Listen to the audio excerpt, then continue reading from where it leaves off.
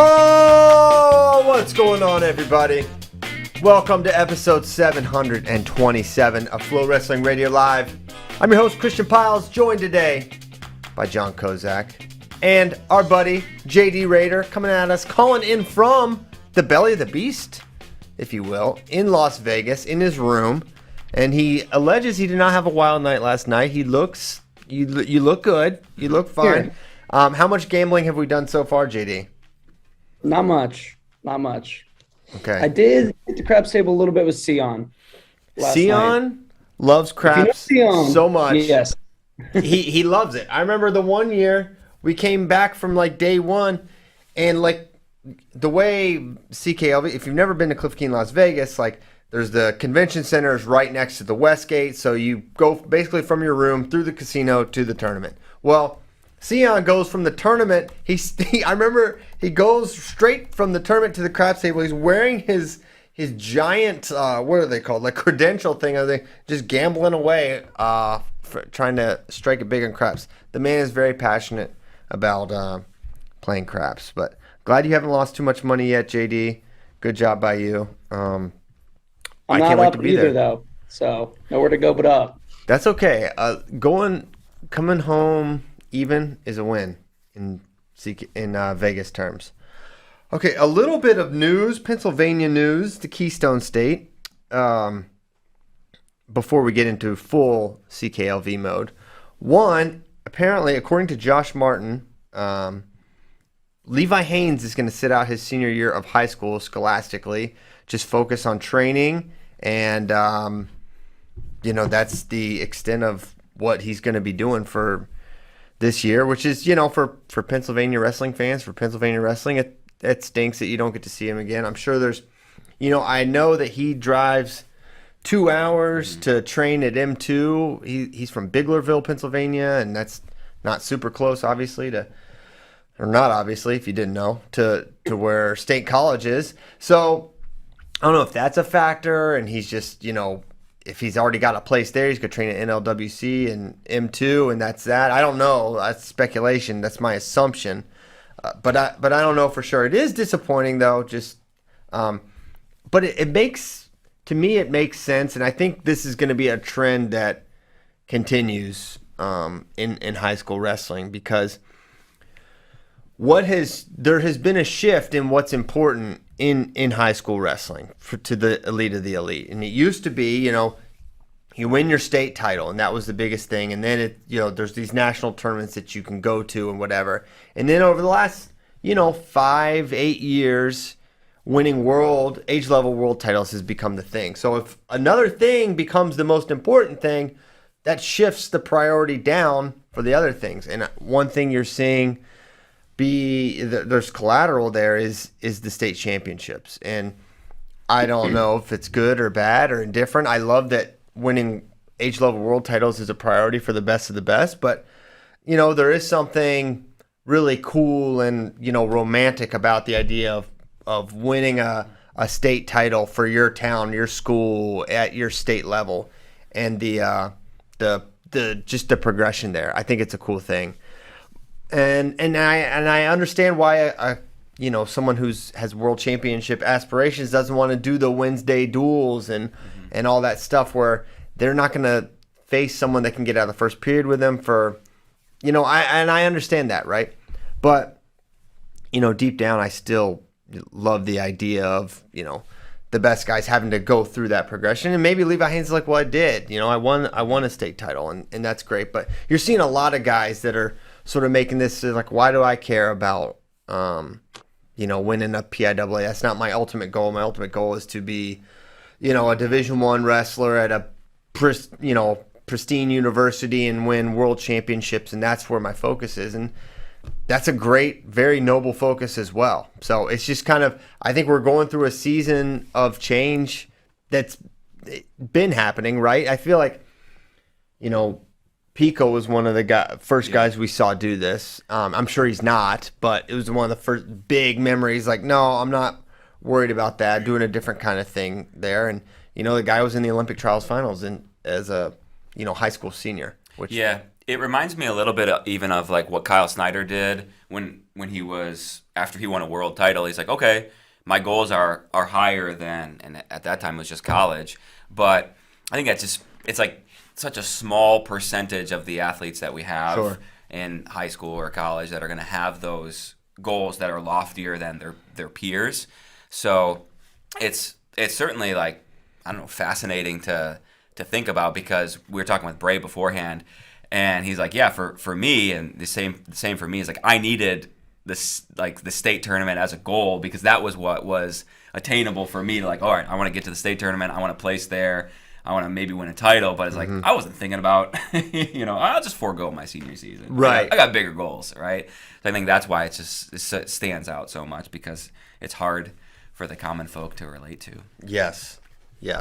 Us commoners. Yeah. Also in Pennsylvania wrestling news, the PIAA upheld the suspension against Bishop McCourt, the high school of Eric Gibson, Mason Gibson, will be the high school for Bo Bassett, Sam Herring, PIAA. and on and on. I don't know what that was. So that's obviously disappointing for wrestling fans, because you want to watch these guys wrestle at the PIAAs. It's something they want to do. Bill Bassett got a 2-year ban. I guess that's a postseason ban. I don't know if I guess he's still allowed to coach. I don't know what exactly that means. 3-year probation. I mean, I can't say I understand the decision. I don't think it makes it. Yeah. And what I would have to envision if I heard, okay, a school got a 2-year postseason ban, and that you asked me, what do you think they did to earn that? I'd be like, oh man, they're paying guys. They're doing it's got to be way worse than what is alleged to have transpired with the Bassetts and this Bishop McCourt. And I don't understand. It's disappointing for Pennsylvania wrestling, because you want to watch these guys wrestle. And Eric Gibson's PIAA career is done. That's it. And Mason, right? For 2 years. For 2 years. 2-year ban. So Mason's done. And do these guys stay at Bishop McCourt? I mean, I don't think Eric has an option, but would Mason look to go somewhere else so he can do at least one more state title run? I don't know, but yeah, I saw Eric is going to move up to Ithaca early and just start training with Spartan RTC. I don't know, and maybe Mason, because is Mason just a sophomore? So maybe it means this year and next. Yeah, I would assume that so would maybe be. he will have one more season, but I don't know. JDD. I guess I forgot he's just a sophomore. Yeah, he's a sophomore, so he'll have his senior season Okay. available to him. Yeah, but someone like Bo Bassett's not going to be able to be a 4-time state champ. That option won't be there for him, and I'm sure that's something that was on his radar. But Bo's probably going to be one of those guys that, I mean, I don't know this, but he would certainly fit the mold for someone that, by the time he's a senior year, what are his aspirations going to be at that point? But regardless, I'm sure your freshman year state title opportunity is a huge one for anyone. So that's disappointing, and I'm sure discouraging for those wrestlers there. Yeah, it's wild, because there's lesser suspensions in like international wrestling for failing a drug test. Yes. Than for this. And so it just seems, I don't know, just like the punishment doesn't seem to fit the crime. Dude, that's what I would, if 2-year ban, I'd be like, you are injecting these kids with steroids, and you're also paying them to move to where you are. Like, that's the kind of misdeeds you would expect. And instead, it seems sort of a lot more nebulous, and I don't know, maybe there's something I'm missing. I'm no legal mind, and I've never had to look at these kind of decisions. But to me, just a cursory glance, it doesn't make sense. To somewhat take the other side of things, like obviously a 2-year ban is pretty ridiculous, but it is obviously an unfair advantage to other smaller schools when one school just brings in talent from all over. I think I like the way New Jersey does theirs, where all the schools are together for the individual title, but private schools have their own section for like dual title or team titles, so to say. That could be a solution perhaps to kind of combat this, where, you still need to beat those guys to win your individual title, but okay, you can still be the best homegrown team, Yeah. unquote, or whatever. Or maybe I saw Brock Haidt suggest this back when the suspension was first handed down. Okay, ban Bishop McCourt from scoring team points for 2 years if you want, but allow those kids to wrestle and just not accumulate team points. Yeah. So that they could don't harm those kids that basically did nothing wrong. The thing that to kind of push back in your argument about competitive advantage or whatever, but basically you're banning moving at any point in time. I mean, we're talking about middle schoolers moving. We're talking about 7th graders moving. Are you not allowed to move? You can't move. I mean, families move all the time. I don't. Yeah, and they're going to move. You're going to move. Everyone does this. Okay, we're going to move to a place. Where do we want to go? We want to go to the best school. We want to go to a place that aligns with the interests of my kids, that they're going to be able to have the best opportunity. The thing that every parent does or wants to do, some are able to, some are not. But why am I not able to say, yeah, I want to go to Bishop McCourt. I want to go to Franklin Regional. I want to go to this school, that school, Buffalo Gap High School. Right? Why? Yeah. Because my kids will be supported X, Y, and Z way. And if it's for academic reasons, it's fine. No one cares that someone wants to move somewhere to Or be. any other activity besides athletics. Or any other activity, choir, Yeah. for all those music teachers. Well, and even too, it's like you have the Gibsons who are related to the Bassetts, and so it's like it totally like ignores how relationships work in the real world, where it's like, oh, my kid's really into wrestling. He met a great friend, and they want to train together. When can we can move when they're in middle school? It won't affect, like, they have their whole high school and they'll be together all grown up. And like for the Gibsons, I'm gonna go with my cousin and I'm gonna compete with my cousin. And it's like it just ignores, I feel like, the culture of the sport. Also humanity. And humanity. It's like it's not wrestling specific to want to be with family or to be with like-minded or like. For sure. It's I don't know. It's silly. You can see the other side of it, where if you're competing against that, obviously you don't like it, and you it's probably jealousy where you wish for that circumstance to be your own, right? But you can't fault people for doing what's best for them. Is this the only instance of this happening? And there's no other move-ins in PIAAs or other states like that? Of course not. It cannot be unique to Bishop McCourt. I mean, maybe it's a unique extreme case. I don't know. But the idea that people aren't moving around in Western Pennsylvania to go to Cannon McMillan or whatever. Why wouldn't you want to go to Cannon Mac? It's a great school with a great wrestling tradition, or Derry, or wherever, right? Yeah. That just makes sense. I don't know. It is, I don't know the word I'm looking for. Interesting that they chose this time to really crack down. Mm-hmm. Yeah. And they made an example out of Bishop McCourt. That's what they did. Yeah. And maybe it speaks to, I mean, we're talking about PIAA a lot, but maybe it speaks to the changes they need to make. So, like, I know some, and that, Christian, you already said this, but some states have their own private school division. And maybe that's just what needs to happen.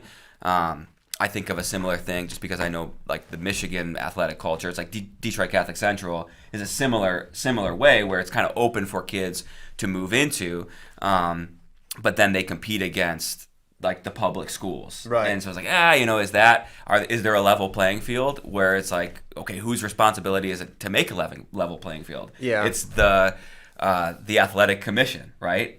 And so if these schools are figuring out a way to use their advantages to their advantage, then you heard similar stuff about Bethlehem Catholic, you know, some years ago, and the Nazareth thing, and I don't know. Yeah, Public schools as much too.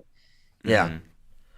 Yeah. Anyway, we'll move on, but I'm sure it won't be the last we talk about it or hear about it. But yeah, PA Power with the coverage there. If you want a little bit more on PIAA. Pre-seeds are here. They're out. Any surprises? I was not particularly surprised by any of them, other than just looking at some of these weights and being like, "Holy cow!" There's a few super deep weights here. They're all really good, but there's a few that stood out. Anything stands out about the pre-seeds before we get into our weight by weight previews, predictions, etc.? Clay Carlson getting the 1 was a little surprising to me at 141 pounds over Aliras in red. I think just the returning AA thing, or that was the only thing that stuck out to me. Yeah, I mean, so is red. Yeah, I don't know. Well, Chad Red had the loss to Keyshawn Clark. Yeah, so did they took that into play? Maybe that would probably be the only thing. Yeah. But yeah, that sets up a Chad Red Aliras potential semi. Which is pretty wild. Who's mad at that? It's huge for Carlson that he goes through Grant Willits in the semi potentially instead of Aliras or red. Yes, yeah, you're exactly right about that. So why don't we start at 125? Kozak made some mock brackets for these that we could pull up for visual effect, and Tyler had them ready to go. The number 1 seed is Patrick Glory, 2 Schroeder, 3 Heinzelman, there we go, 4 Medley, 5 Manchio, and on it goes. So among the bigger favorites, I'll say, of all CKLV is probably Patrick Glory. We haven't got to see him wrestle folk style since EIWA's 2020, so it's been a little bit, but we know he's been in the streets. I think his last match was actually against his potential semifinal opponent, Joe Manchio of Columbia. So we could see a rematch there, but Manchio would have to get by, presumably, Jack Medley of Michigan. Anything, to me, the most interesting thing is, okay, how much better is Malik Heinzelman, right? That's the question. He's beaten Sam Latona this year. He had a good year last year. He's beaten several All-Americans at this point. Now, can he get by Schroeder and make the finals here? And can he push a Patrick Glory? I'm not there yet. I think the mat advantage for Heinzelman or for Glory is going to be too much for Malik to overcome. But I am intrigued, and this is going to be a great measuring stick for Malik's progress. That's one of the big questions for me too. Also, another big one is, can Devin Schroeder kind of get back on a horse? He made the finals here in 2019, and I feel like he had kind of a little bit of a rougher year last year. And now that he's in his 6th or 7th year, I forget, can he maybe kind of get back to a guy who we were looking at as a top 4 guy in the NCAA almost? Potential finalist if he's opposite Spencer. We kind of felt that way. Yeah. Yeah, and then at NCAAs last year, Schroeder loses to Spencer and Eric Barnett. I think Barnett had actually beaten him earlier in the year as well. But yeah, it wasn't as good a year last year for Schroeder like we had seen in previous years. Yeah, and Heinzelman's never beat Schroeder. I was trying to confirm. He's majored him before. And WrestleStat said he beat him 20-0, which is... That sounds far-fetched. Yeah, I was trying to confirm that. I couldn't find the video of it. If you get 4 back points as time expires with writing time, I think that's how you can do it. That's what it says. It says that's the way I used to do it, but it's been a while. That's impressive that you got 4 back points back in the day when that wasn't a rule. Really impressive. 20. Yeah. Oh, at the Michigan State Open. But yeah, so their results are all over the place. So he's majored them, but then he's beaten them 20-0, and then he has a 1-0 win.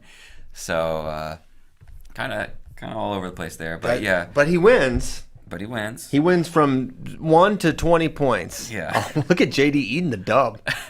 Big dub. Big Jameis Winston guy. Yeah. So yeah, I mean Schroeder versus Heinzelman. That's the test, right? It's like, all right, is Malik ready to jump into that All-American tier? If you can beat a Devin Schroeder, that's more evidence to that fact. So look forward to that match. My pick is going to be because Schroeder is He is 6-0 on the year. He's not faced a high degree of competition, but he's looked good. He's got a 20-2 win and an 18-0 win. No 20-0s yet. But I'm not ready to pull the trigger of Schroeder falling to Heinzelman. I think the mat advantage still exists, and that's where Heinzelman's win. Now Latona's good on top. Don't get me wrong, but I think Schroeder's a different sort of challenge from the top position. And until I see Heinzelman get away and beat an elite rider, like he's beaten Rayvon Foley, but Foley's game isn't top either. Yeah. I want to see him beat someone that's an elite rider. And until then, I'm going Schroeder. So I got a Glory Schroeder final, and I have Glory cruising, not majoring, but a cruising victory over Schroeder for a CKLV title.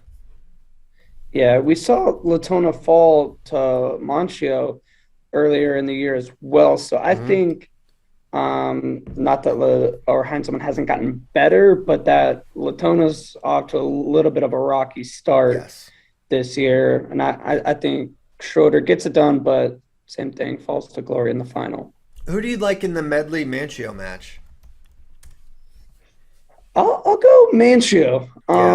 I think that's as much of a toss-up as basically any match on here, though. But would I change your mind? Medley was ranked number 15 before this week, before Soriano came back in the rankings.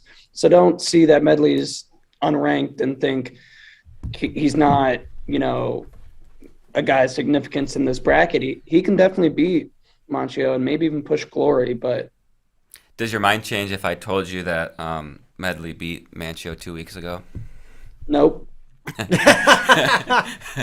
right, I won't tell you. All right, don't. I won't even say. Don't even tell him. I won't don't even tell you. He won 6-3. You can tell me. That ain't changing. Yeah, Medley. If it ever comes down to like a push-up contest, he can do 300 push-ups, marathons. Yeah, this dude's a savage. So yeah, I'll go Medley in the to make the semi against Glory. Yeah, same here. Medley Glory. You love Michigan. I do. Yeah, Medley Glory, and then Glory over Schroeder is my picks as well. And you're doing the same, JD? Yep. How very lame. Nope. How very lame. I know we all are lame. I feel like it's gonna get. We'll disagree later on in 49, 57, Dude. 65. Oh yeah, I'm already geared up to yell. Yeah. I'm gonna go crazy here. 33 actually is not as tough either, but we'll see. Let's get into it. 133 pounds. Here are the top seeds: Chris Cannon, Chance Rich, Dylan Ragusin, Devin Turner, Moshe Schwartz, Matt Ramos, Hayden Drury, and Joe Greenwood round out the top 8 seeds there. Everyone knows I love Chris Cannon. Think he's super duper good. Mm-hmm. He'll be my pick to win this whole thing. I don't know if he's going to dominate his way through. I don't know if he is as removed as my prediction would suggest. I'm actually not as sure of that. Yeah, it'll be interesting to see Job Greenwood. He just beat McGee last week. He was an All-American. Mm-hmm. So that's kind of a tough draw for Cannon if the seeds hold, having him in the quarters there. But you feel like you could get a whole, how do you predict the rest of the bracket with Moshe Schwartz and Turner, Ragusin, Ramos, and Rich, who's coming out of that bottom side? There's two kind of big questions for me in this bracket. And it's one, can Job Greenwood kind of ride the momentum of the Cowboy Open after beating both Arizona State guys? And where is Matt Ramos at the Division I folk style level? We've seen him. Obviously, he won a Cadet World title. We know he's a decent freestyle guy, but we haven't really seen him that much yet in folk style. Was at Minnesota, transferred. He's undefeated on the year, but hasn't really wrestled anyone too tough yet. So obviously this will be a tough test for him, and we're really going to see where he's at. Yeah, I'm not sure if – I think he can go with Ragusin and Rich. He should wrestle this match freestyle. Ragusin and Ramos. Yeah. They probably would both be cool with that. Yeah. I think Ragusin comes out of the bottom. Maybe that's a little premature based on what he's been able to accomplish folk style wise, but I think just has the best pedigree there. To me, I'm really interested in the Schwartz Cannon match. I think Schwartz beats Turner, and then Schwartz is off to a great start this year. He beat Madrigal, who had an amazing start to his season, and I think he's going to be. I think he can go with Cannon. I don't think he's going to beat him, but I think that's going to be more of a closer match than maybe some people realize. Schwartz is definitely an up and down kind of guy. He has been historically. It's also interesting. Has Northwestern just not wrestled yet this year? Because Cannon has 0 matches. Deacon has 0 matches. Oh, no, they've had a couple. The SIUE match got postponed. So they would have wrestled that, and I guess they didn't send all their starters to MSU Open. So this is, for most of the Wildcats, this is their first match, which is not how you would probably draw up starting the season. You want to kind of ease into it a little more. And I think that was the intent of the schedule when they made it. But then the SIUE match gets postponed, and here's your season debut in a absolute meat grinder. Okay, continue. Who is anyone picking outside of Cannon? No, I'm riding with Cannon. Riding with Cannon. Yeah, I'm going to go Cannon over Rich. Okay. Finals. Chance Rich, CSU Bakersfield. Okay, 141, where now things are starting to get interesting, more interesting. We've got Clay Carlson, the top seed, Andrew Alirez, the 2, Chad Red, the 3, Willits 4, Parker Phileas 5, Dylan D'Amelio 6. So that rounds out the top 6 seeds there. They seeded out to 10 for this weight class. This will, to JD's point, the seeding is of huge benefit to Clay Carlson, who is now opposite Andrew Alirez and Chad Red, who I think are both have as good a chance to win as Carlson in this match. Now, Alirez is someone who I have picked, and it hasn't worked out for me, like literally yet. I'm waiting for the folk style to translate. And is this going to be the time?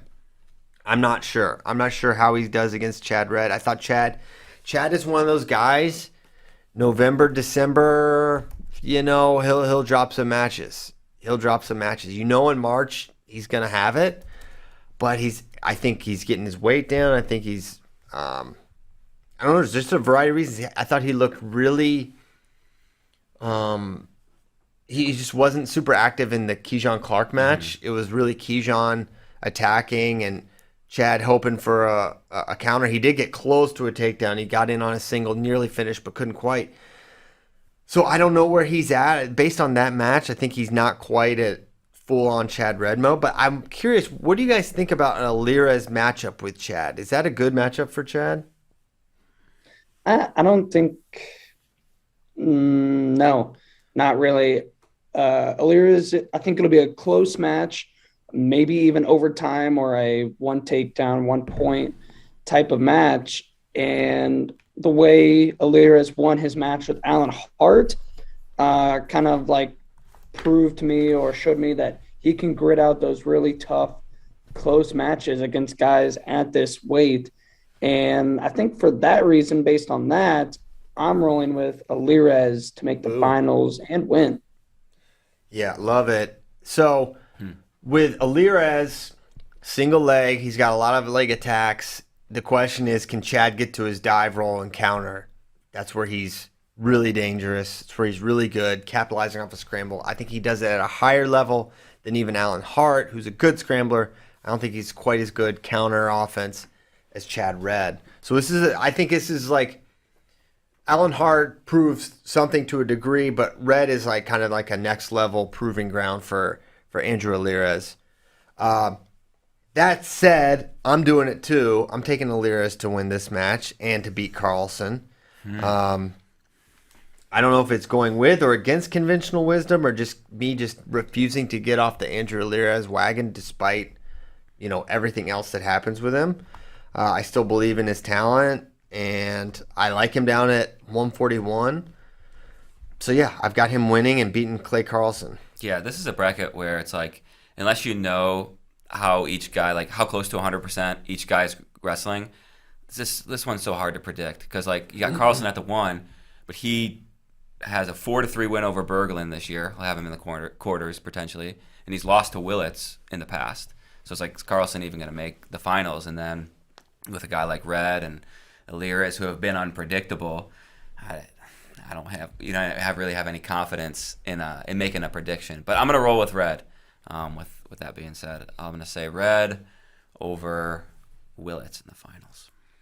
Yeah, you forget that Aliris' year last year, he was 4-0 going into Big 12s, and then injury defaulted and medical forfeited out and didn't qualify for NCAAs. So really, I'm sort of basing it on a lot of nothing, right? Like last year, sort of a wash. He didn't wrestle a lot of really competitive matches, and I don't remember his Jensen match. It was an injury default. It's 7 minutes. I don't recall that bout, but so really maybe I'm putting too much stock into last year, which was really not even a year at all for Aliris. Yeah, he really didn't do much last year. And I think he's better suited for 141 versus 149. Apparently, he literally basically walks around at 149. Oh, well, yeah. Probably at the Division I level, you might need to cut down then if that's the case. Go 33. Why not? You know what? Who's to say? Yeah. Okay, so 41, going to be a fun one to watch. We'll learn a lot about the national landscape with these guys, and big opportunity for Andrew Aliris. Okay, 149. This is the weight of weights. We already warred over this, Kozak and I. Yeah. And we will war once more. Yanni, Sammy Sasso, Yaya Thomas, Jaden Abbas, Ridge Lovett, Legend Lamer, Mitch Moore, Kanan Storr, Michael Blockus, Zach Price, Corey Crooks. That is a salty 11 for 149 pounds. And the biggest potential matchup here is Yanni versus Sammy Sasso. And it's a match we've seen in the past, but before we get there, let's look at these respective paths here. In round of 16, we're going to have a Blockus Kanan Storr match, rank versus rank there. Mm-hmm. And the winner gets Yanni. And we've seen those before. And so I predict Kanan wins that and then falls to Yanni. But the most interesting match to me is Lovett versus Abbas, that quarterfinal match. How do you guys see that one going? Yeah, I think that kind of comes down to I favor Abbas on the feet. If he can get a couple takedowns and build a lead, I think he kind of removes the mat wrestling a little bit from there. And I've been really impressed with how Abbas has looked this year. So I have pretty good confidence in him. But I don't know, JD, I'd like to hear your thoughts too. Lovett does some wild things that almost make me want to pick him. Yeah. But I think more times than not, Abbas is going to come out of this match on top, especially, we saw, Jaden go toe-to-toe with Yanni, and it came down to a controversial call for the match. That gives me a lot of confidence, and I think we see the rematch with Yanni. Yeah, what am I doing here? I picked Ridge in the war, the smart board war. I don't hate it. I'm a big Ridge guy. No, you're not. And like you said, they wrestled 10 times. I think Ridge gets one or two, but the safe bet, I think the more likely outcome is Jaden Abbas.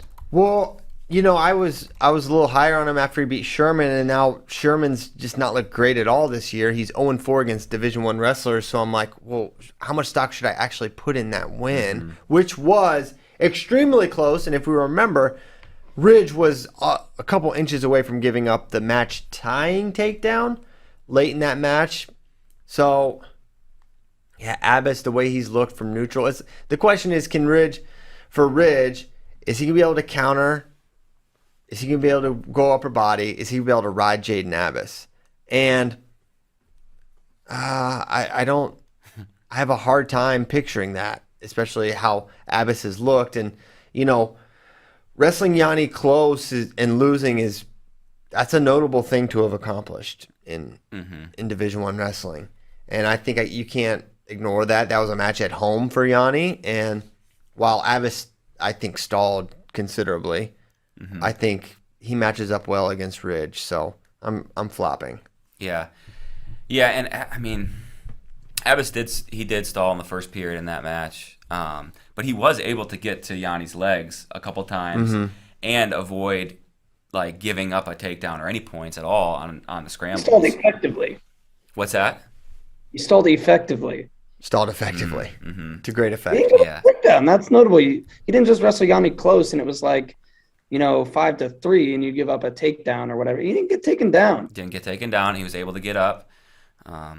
Yeah. So I don't know. I just favor him pretty highly here. Yeah. So it's an Abbas Yanni rematch. Does the rematch favor room for improvement for Abbas or Yanni to make adjustments and pull away? I lean more towards Yanni making adjustments. I think it's still a close match.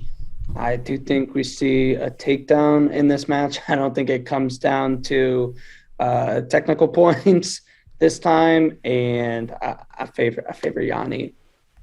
I feel similarly. I think the idea, Yanni at this point in his career, if he leaves a match without getting a takedown, that will be fuel for him. And the guy's a student of the sport. Like, he's just into it. And I think he'll make the adjustments, get a takedown or two. Head to the bottom side. Yaya Thomas will take on the Crooks Lamer winner, a Pac-12 battle there. Yaya is an interesting guy to predict because he is unpredictable by history.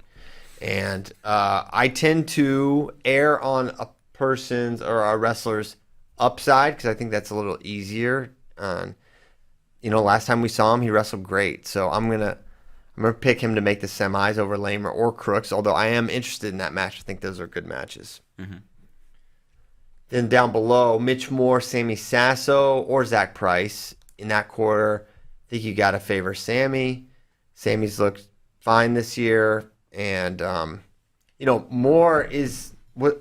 Brent Moore is the one. It was Brent. Yeah, who pinned. Big brother Brent pinned Sammy Sasso. But they got this. It's the same. They both love the cow catcher move, chin and arm. But I'm not entertaining that potential. And I think it's going to be a Yaya Sammy Sasso semifinal. I thought about pulling trigger on the legend Lamer, but I am gonna go a Yaya. You just didn't want Yaya's daddy yell at you on Twitter. That's what this is. I mean, maybe. I hope he's in Vegas. Hope you're in Vegas, Mr. Thomas. Cool guy. And he wouldn't yell at you. And so Sasso, Yaya, they've hit twice. Once was crazy, Big Tens, and the other last year at NCAAs was not as crazy. It was an 8-3 win for Sammy. And I'm sticking with Sammy. He's 2-0 in this rivalry. I think Yaya does have a style that can be problematic for Sasso, but seeing Sasso go from nightmare close match to pulling away shows that he's made the necessary adjustments, and until Yaya proves the other side of it, I'm sticking with Sasso to make the final.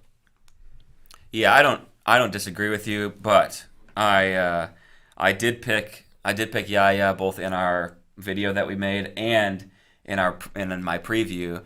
And so you do disagree with me? I don't disagree with your reasoning, but I feel like you vehemently disagree with my judgment. I do. Yeah. Calling him dumb to his face. What's that? Yeah. What'd you say? You're calling Christian dumb to his face. Yes, to my face. To your face. Which I'm happy to do. And but no, I just have a feeling. Just want to follow my gut. Okay. And my feeling is this is the time that Yaya Thomas beats Sammy Sasso. I think he's, like you said, he's got a good style to keep it close. He's able to keep it close with everybody. And I think he's going to get a takedown in the third. He's going to win 3-2. Okay. Yep. JD, are you going to call me dumb to my face? No. I'm going to call Kozak an idiot to his face. You're not even here. Well, this is to your face. Yeah. In today's day and age, this is to your face. I'm looking at you right now. Yeah. Yeah. You wouldn't say that if we were in the room together. I'm going with Sasso. I don't really see a path to victory for Yaya. I think maybe he can get a takedown, but then I think, okay, Sammy's just going to come back and get 2 takedowns. Until proven otherwise, Sasso's just a level above Yaya for me. Yeah, he's really good. And that brings us to the final. Sammy Sasso versus Yanni Diakomahalis. Got to be the marquee match of the year. Sammy's already 8-0 on the year, by the way. Mm-hmm. He beat Sherman 4-3, which looks a little more interesting now. Yeah. And he beat Andonian, and I guess I never got to talk about that match afterwards. I don't know if I got to do radio. Actually, so far. It was an amazing match. And Match of the year. Yep. every time it looked like Sammy's just going to pull away, Andonian would do something. I think he had 2 reversals, which made things a little more interesting.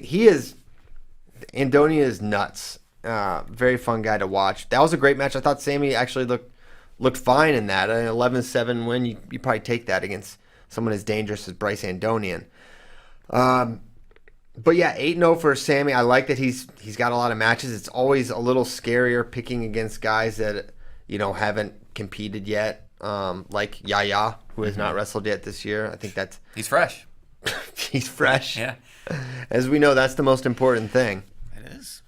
But I'm going with Yanni to take out Sammy, and I don't think any of you have the guts to pick against Yanni, and I dare you. I defy you to pick against Yanni Diakomahalis here. No, I'm not going to. Okay. You pick Sammy and what he didn't say, this Kozak guy, not only did he pick him to lose to Yaya, he picked him to get 4th place at this wrestling tournament. That's right. 4th. I think Jaden Abbas is the second best guy in this bracket. Wow. So You really love Abbas. I do. Classic California bias. Mm-hmm. I don't hate that.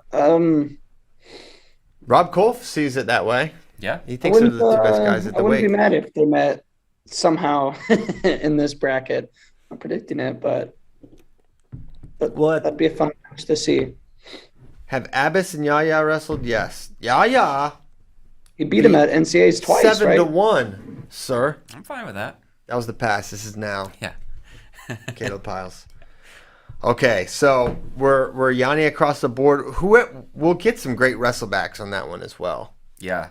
Yep, for sure. And that's what's going to be fun. Hopefully everybody wrestles in the consies here. Oh my gosh. But yeah, I think it's going to answer a lot of questions about the landscape of 149 and who's a legit All-American threat, who can challenge, make the semis or the finals opposite Yanni come March, or, who's just kind of on the outside looking in. Yes. Okay, 157. Really curious to see how this weight plays out. I think we'll learn a lot about many wrestlers here. Ryan Deacon, Quincy Monday, Peyton Robb, Kendall Coleman, Jacob Wright, Justin Thomas, Will Luwan, Hunter Willits, rounding out the top 8 at 157 pounds. Ryan Deacon has had some fantastic CKLVs. He beat David Carr, Ja'Cory Teemer, Hayden Hidley, I think, in one CKLV. 2019. That's really good. The last time we had this dang tournament. Yeah. So that makes him really tough to pick against, and this field is not as tough as that one that he won. And we've seen Ryan Deacon be really, really good in the regular season, and just every now and again he'll have a down performance and be like, well, what was that about? But to me, there's 2 huge questions here. It's like, how good is Quincy Monday? Because he looked really, really good against Caleb Young. And there's just a lot of hype and energy about his potential this year. Can he win a national title?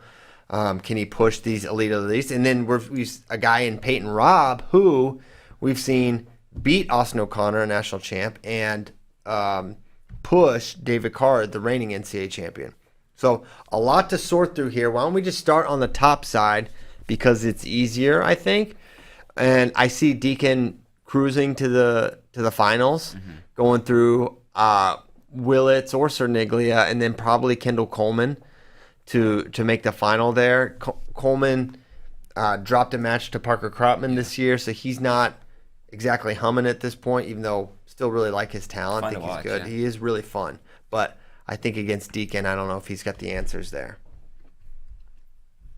Yeah, Yep, no disagreement here.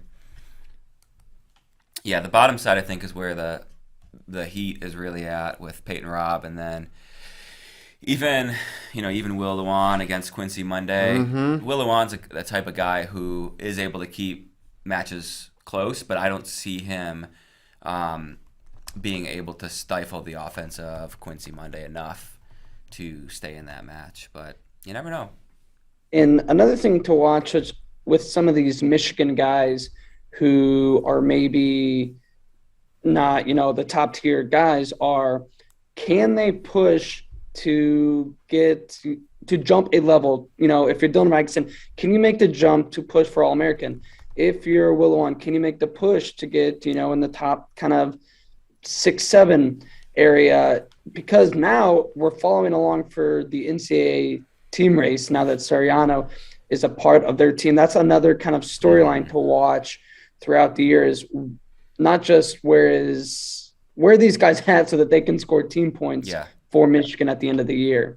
Yeah, that's a really great point, because Michigan needs a guy like Will Lewan to overperform at NCAAs and what he's shown us in the past. So yeah, and really good point. I think Lewan does not match up well at all with Quincy Monday. I think you've got to be able to take – he's not going to be able to take this guy down, in my opinion. I think Quincy is just going to prove to be too elusive there, and Will likes to really pick his spots, and I think you need a lot of cracks at someone like Quincy Monday to get a takedown.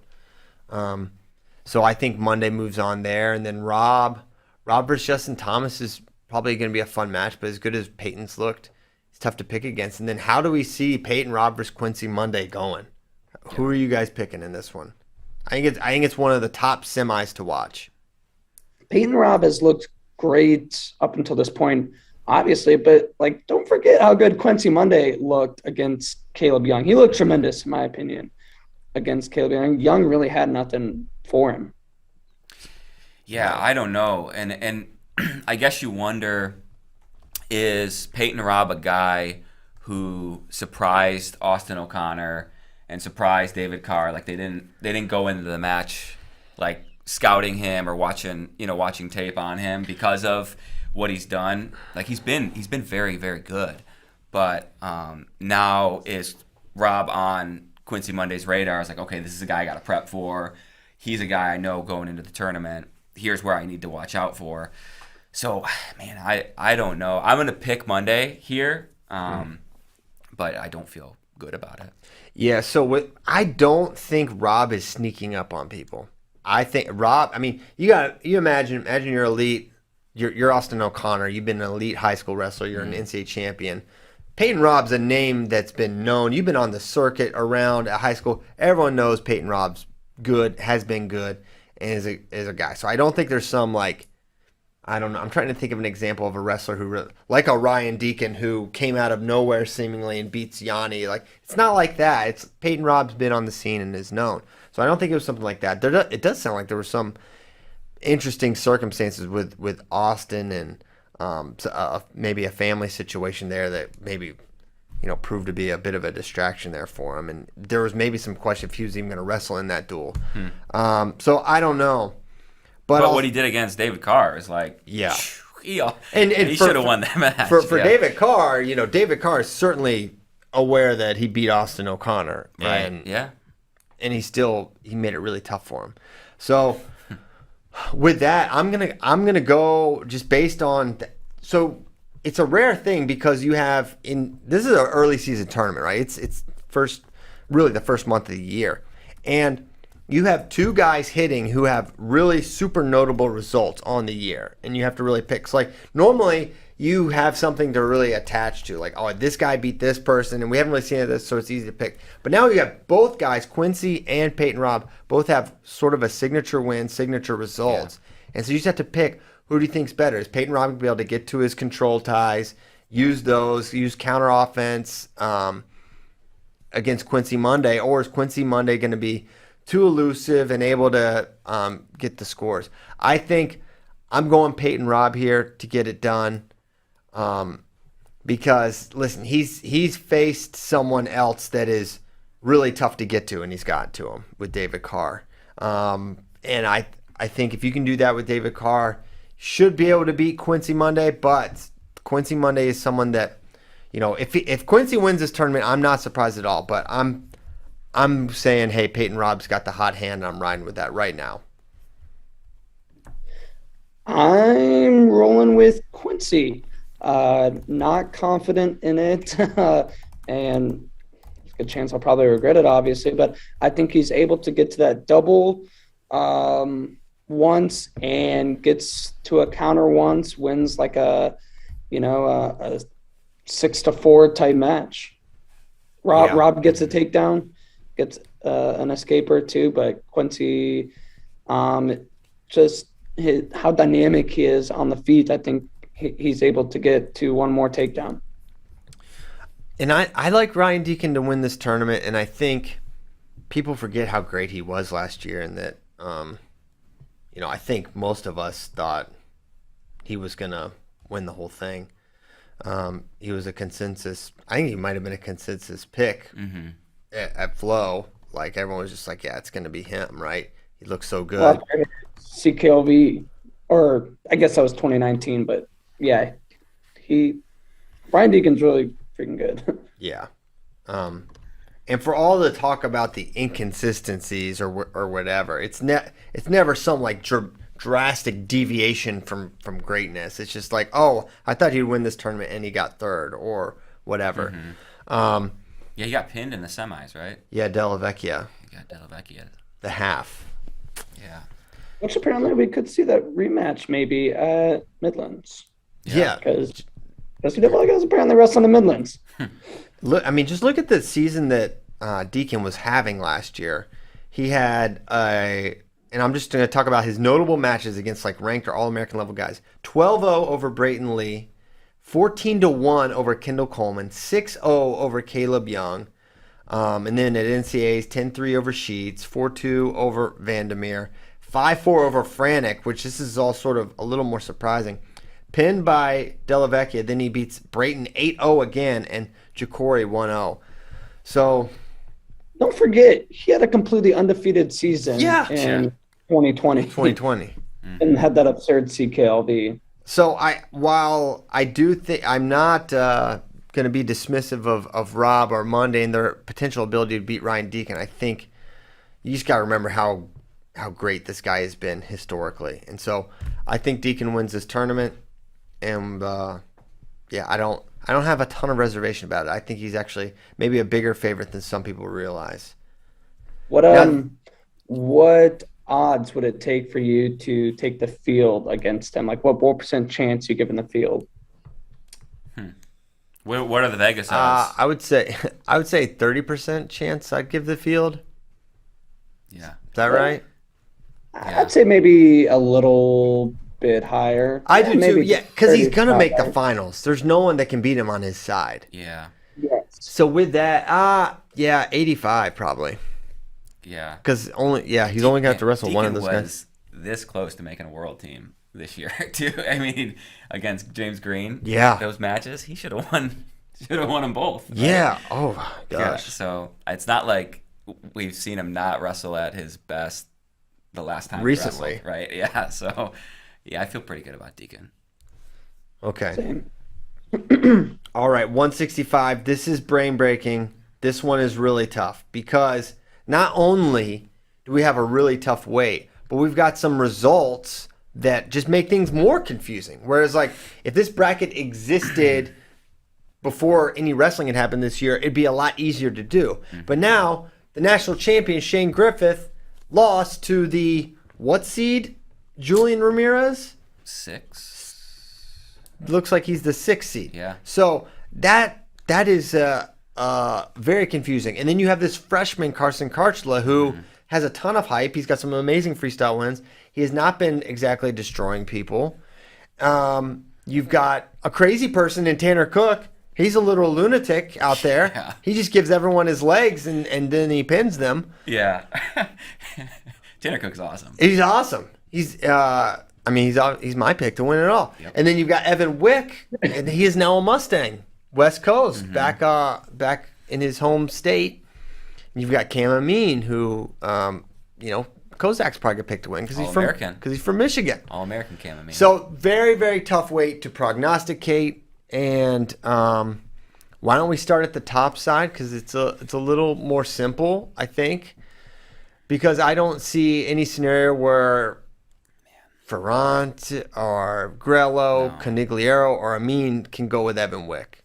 Evan Wick is really good. He's a really good folk styler. He's a really good freestyler. Yeah. He's got a game where he can give up a takedown. He can give up 2 takedowns, and I still wouldn't be all that concerned because of what he can do on top, what he can do in scrambles, how much offense he can generate. He is a true point-scoring machine in folk style in the variety of ways he can score. And so I think he dominates his way to the finals, where he's going to face someone that's going to give him the business and make it really, really tough for him. And we'll get to that in a second. But first I want to see what you guys think.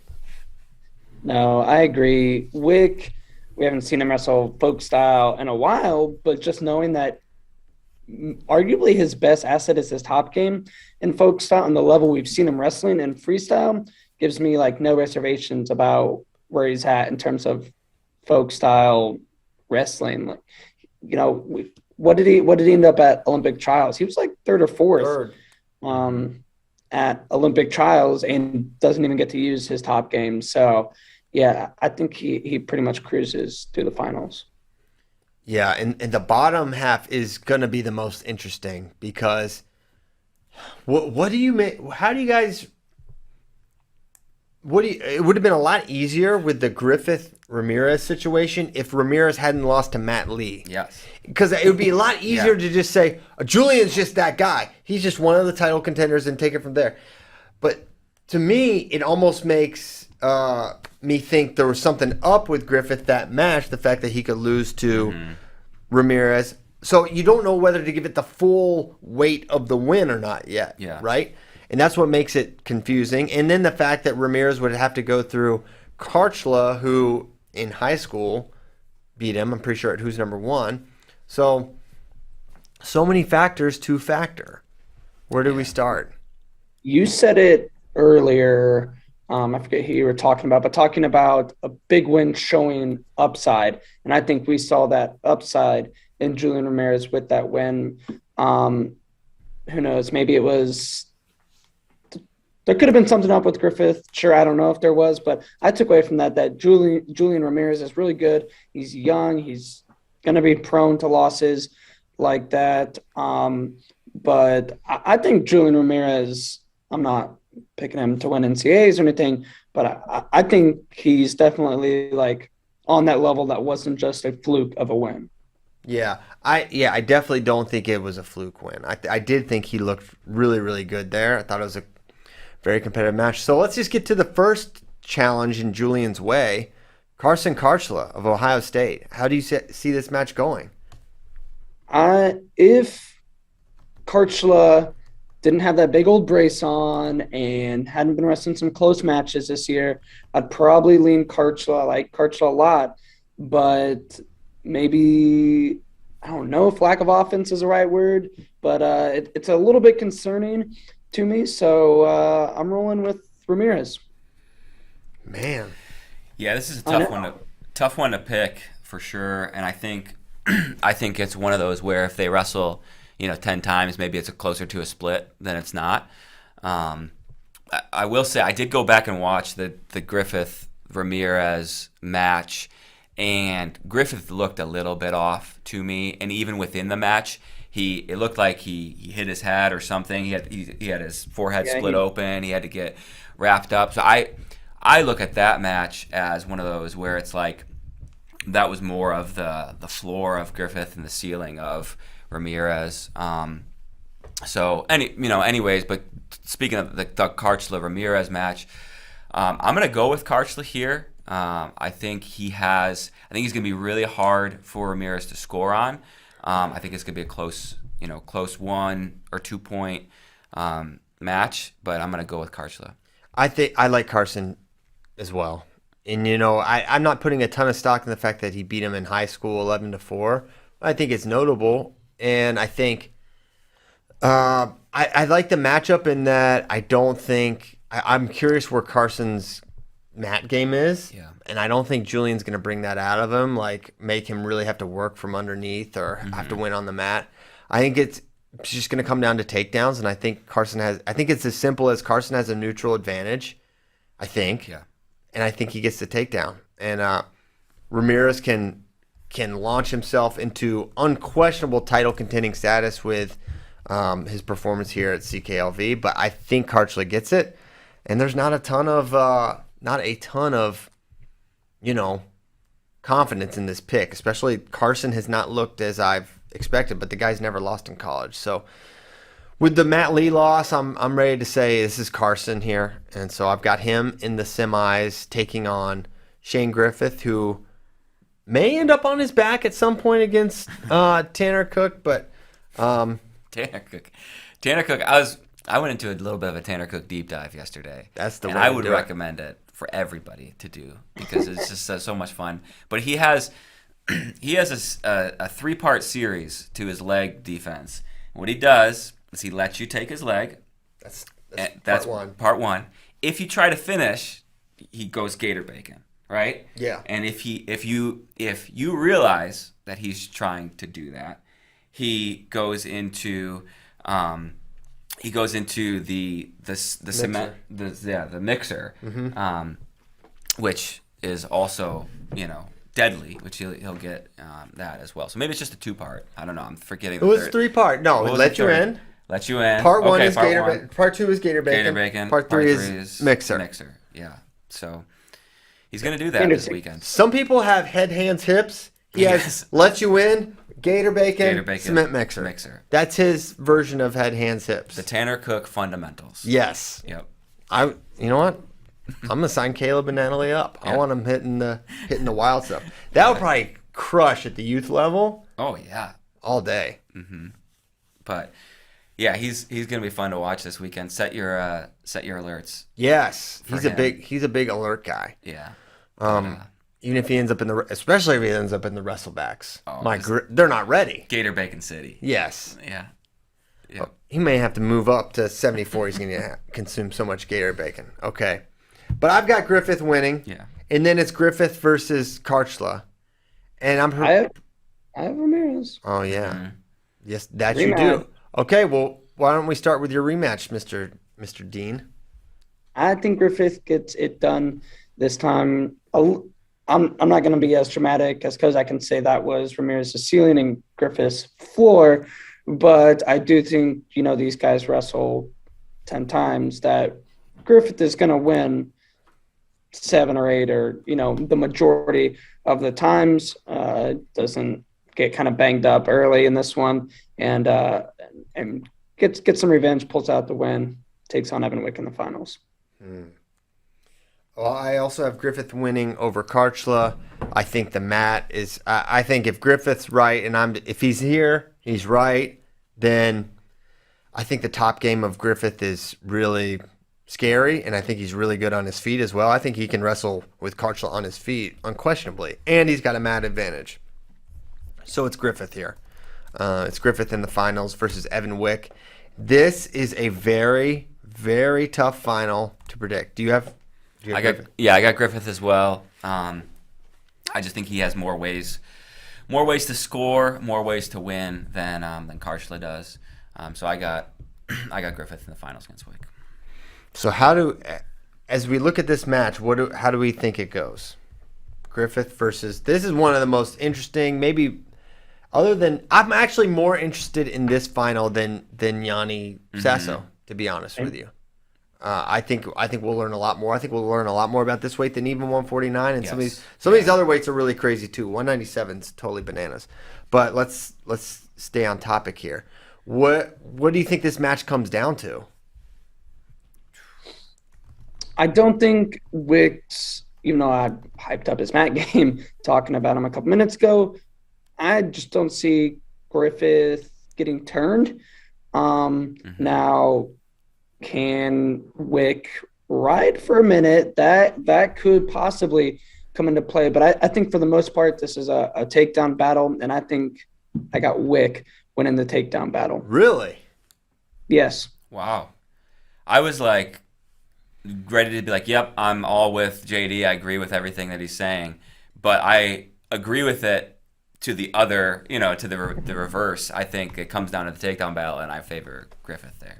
This is a guy who will say, I don't disagree with you while he disagrees with you. Then he'll say, I agree with you, but in the reverse. Yes. All to avoid saying, I disagree with you. Yep. That is. I get your mind games, Kozak. He's trying to. I'm easily confused, and that confused me. I agree with you, but in the opposite. No. Yeah. Also, Well, no. they actually invented a word for that. It's called disagree. Yeah. And it saves way more time than saying I agree with you, but in the opposite. Well, I said I was ready to agree with him the whole time. This is all part of his mind games, JD. It's not going to work. I'm not going to be fooled. Yes. So you're picking Griffith. I disagree. I disagree with his take that the takedown battle favors Evan Wick. And it favors Shane Griffith. I agree with that. I do think the neutral game actually favors Griffith, but I think the mat game will be the difference. And I think. Wait, what? You think the mat game is going to be the difference? Yeah. So you think Wick? I think Wick. Wow. I think Wick's going to win. Wow. I think Wick's going to win. He's off to a really strong start. I know he hasn't faced insane rigor, but 10-0 over Bronigal. He's got 11-0, a 17-2, 18-2. I like Evan here. I think he's, Griffith lost this season. Wick hasn't, and he's beaten a Julian Ramirez level guy 10-0, I would say. Bronigal is probably that. Maybe not. I don't know. We'll learn a lot this weekend. But I'm going Wick here with a very low degree of certainty. Extremely low. I have no confidence. And it's one of those picks where I hate it as soon as I made it, but I'm sticking with it. And I think Wick, one of the reasons Wick may be a smarter choice, just probability of making the finals, I think is significantly higher, albeit Griffith, I think, is pretty likely to make the finals as well. But Wick, I think, is close to guaranteed. All right. I disagree with you. I disagree. I agree with you, but in the opposite. I agree with you, but in the opposite. 174 pounds. Let's look at those pre-seeds. We've got Mikey Labs, Ethan Smith, Chris Foca, Hayden Hastings, Cade DeVos, Troy Fisher, Garrett Ninehouse, and Aaron Olmos.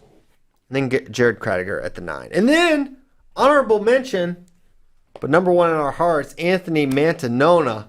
He is probably the role model for Tanner Cook, but in a different sort of way. Total lunatic himself. Now, Labriola's got to be among the bigger favorites here, but Ethan Smith, what do we think about him at this weight? How he stacks up? I think he's looked okay this year, but I think the match against Mackay Lewis kind of showed where he stands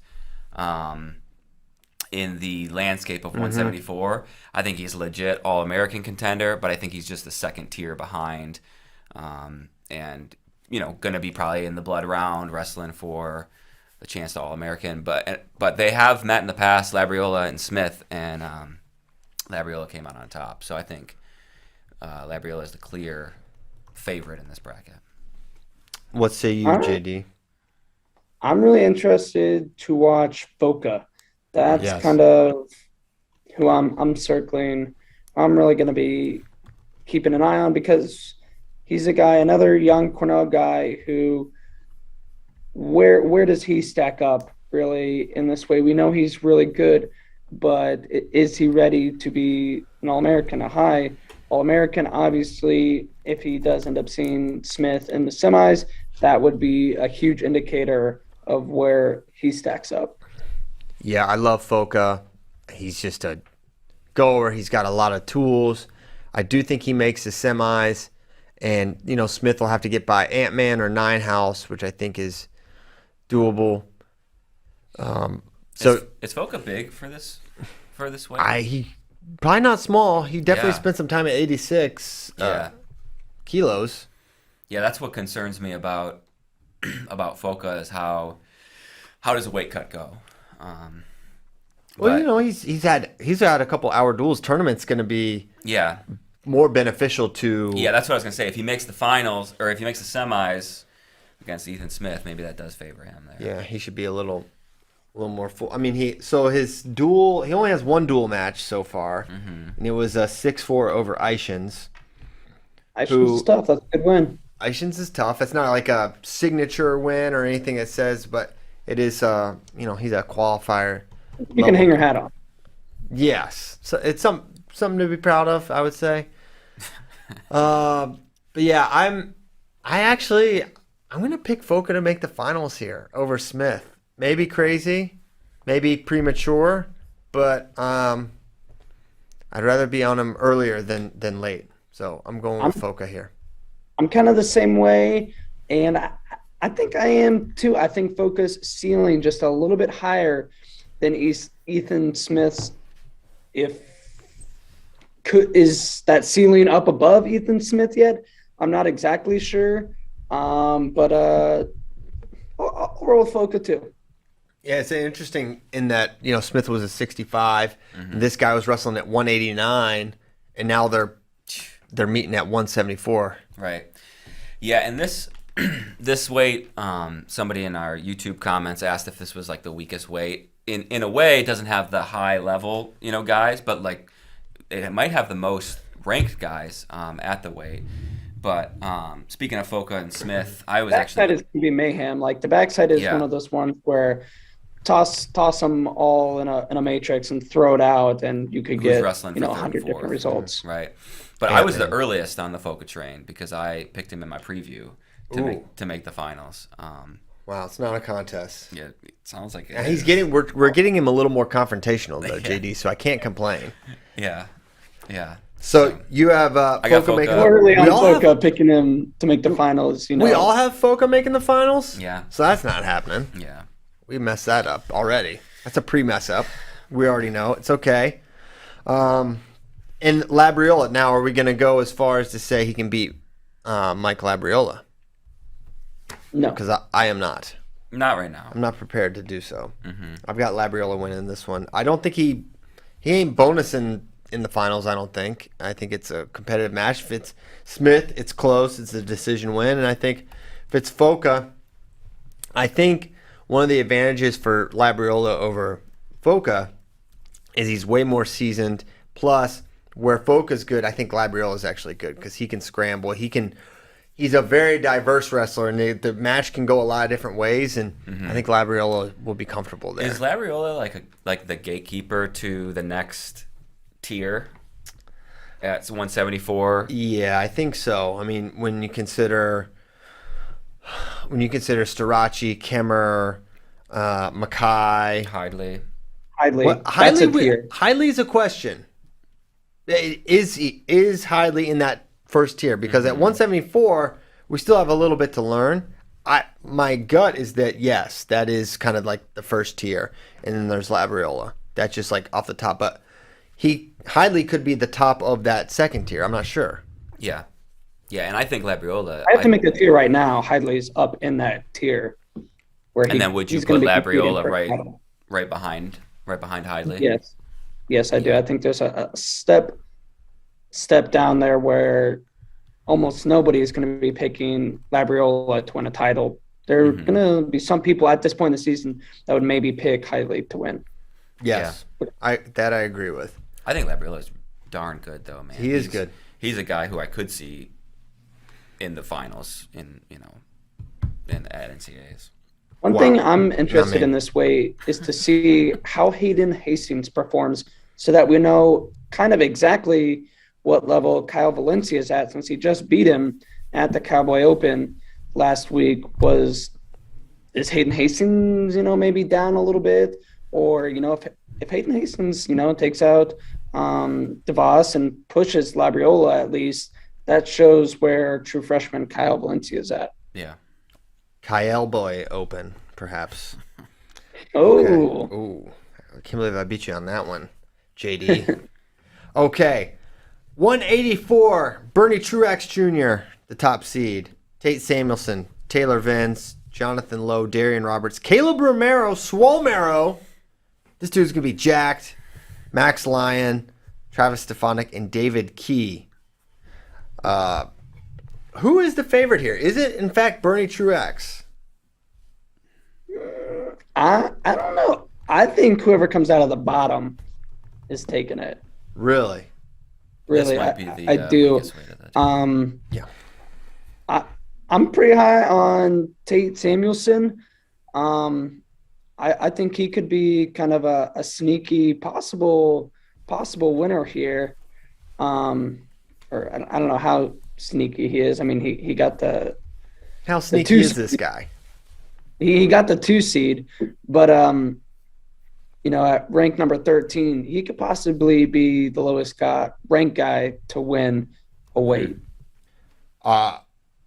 Yeah, perhaps, but I would say I think Caleb Romero has a great chance to make the finals here. I think he can beat a Taylor Venz. Now the question is, Romero, really tough guy to score on. Can he get away from Taylor Venz? Can he avoid some of the tricks that Venz has that puts a lot of guys in danger? That's what I'm curious about.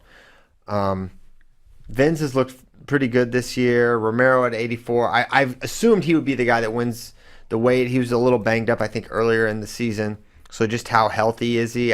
If he's wrestling here, I have to assume he's quite healthy.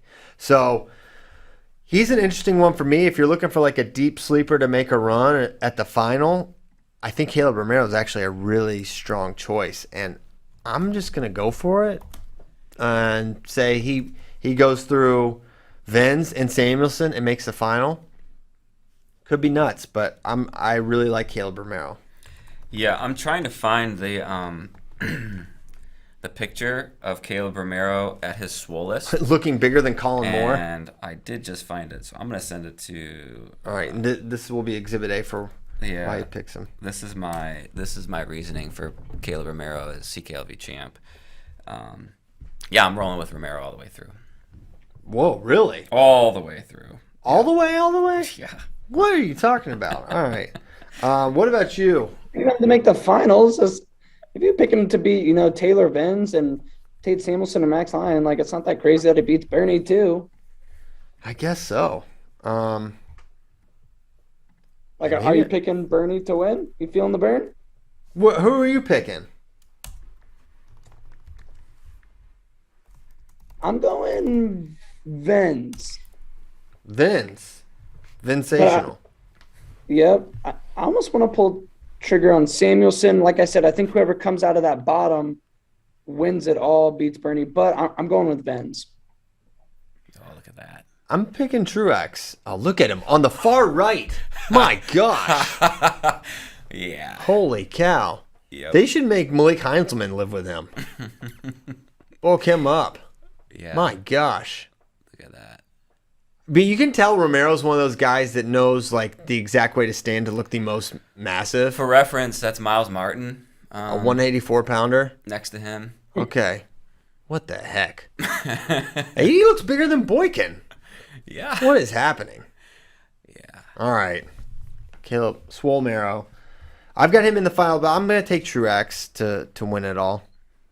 Truex last year was a revelation, beating Massa, beat Labriola, beat Massa twice actually. That's really, really good. So I'm good with it. Yeah, well, there's no takebacks. But You just chose to agree with me in the opposite, and you got Swolmero all the way. Yeah. All the way. You just look for someone to be super jacked, and you're like, it's got to be him. It's gotta be him. Yeah. pretty messed up from a Michigan man. I know you lived in Ohio, but Hey, that's I had season tickets to the Ohio State wrestling Buckeyes. So In the gas station. In the Cavelli gas station. Yep. Also, Jeff Ayers in the YouTube comments are saying we need to ring the mispronunciation bell on Christian Piles. No. He says Truex is not pronounced Truex, but True-ow. I refuse. true. I refuse. If there's an X, I'm saying it. True-ow? True-ow. All right, listen, I'm going to see this man this weekend. I'm going to ask You're him. gonna see Jeff Ayers? No. Oh, okay. I'm Bernie. So I'm going to ask Bernie. I'm like, is it True-ow? If it is, apologies, but everyone at FloWrestling definitely says Truex. Yeah. What's this guy's name? I'm going to remember this. Jeff Ayers. Jeff Ayers. Jeff Ayers. This is gonna come up Tuesday, and I'll be the bigger man if I'm wrong. But to me, it's been Truax. But we'll find out together. Loser gets a Truax tattoo. A what? Truax tattoo. No ink on the line for this one. Okay. But I'll say, listen, I got Nine House right. I get at least a little credit for that. Man, think of all the tattoos Ben Askren would have. Oh, he'd look like a gang member. He looked rough. Oh man. Okay, 197. I think this weight is really, really tough to pick. Yes. There are so many guys that could win this tournament. Here's the seeds in this order: Jake Woodley, Pat Bruckey, Stephen Buchanan, Eric Schultz, Lou Dupre, Thomas Pinola, Tanner Sloan, Jacob Cardenas, Jake Kozer. And you even got some hammers unseeded. For example, Luke Stout of Princeton, like him a lot. Mikhail Foy, who we have ranked 15th, is the 15th seed here.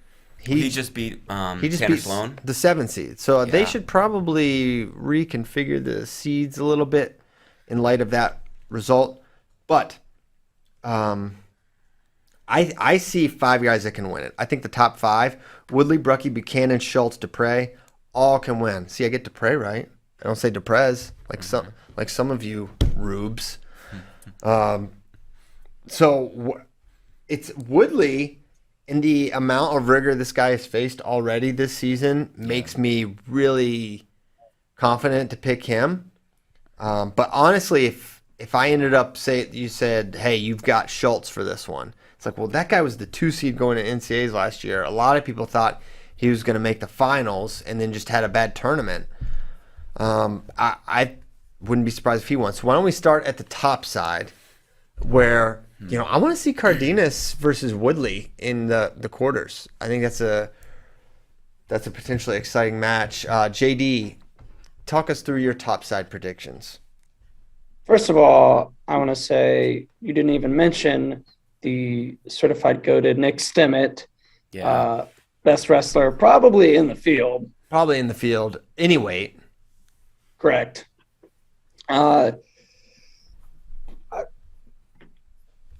Yeah, I don't know. This weight is so tough to pick. And if you told me with Schultz, Davison, Dupre, Woodley, if you told me any of those guys came out of this side, I'd be like, okay, yes. I'm not even that surprised. And I guess Schultz. I'll go with Schultz. Sorry, Woodley. He did me well in our picks the other weekend, but I'm going Schultz. I don't even really have too much of a rhyme or reason or why. It's just okay, Schultz. Yeah, I think all the evidence is that it's probably, it's Woodley's the most proven so far this year. But with someone like Schultz, and have they ever hit? It would seem they hit it 2 years ago at CKLV, and Woodley won 3-2. Perfect. Right where he wants him. Right where he wants him. So I'm actually gonna go. I've wavered on this. How has Dupre done this year? Because I kind of want to pick him to beat Schultz. Undefeated on the year. I just like Dupre. I'm going to go Dupre over Schultz. And then I'm going to go Dupre to the finals over Woodley. I don't hate it. Dupre's one of those guys that down at 184 is just like, man, that weight's so good, but he's fantastic. He did not have a good NCAAs. Losing to a variety of individuals that I wouldn't have predicted, like Britt Wilson, Bolin. That's a close one, and he lost to the Paz.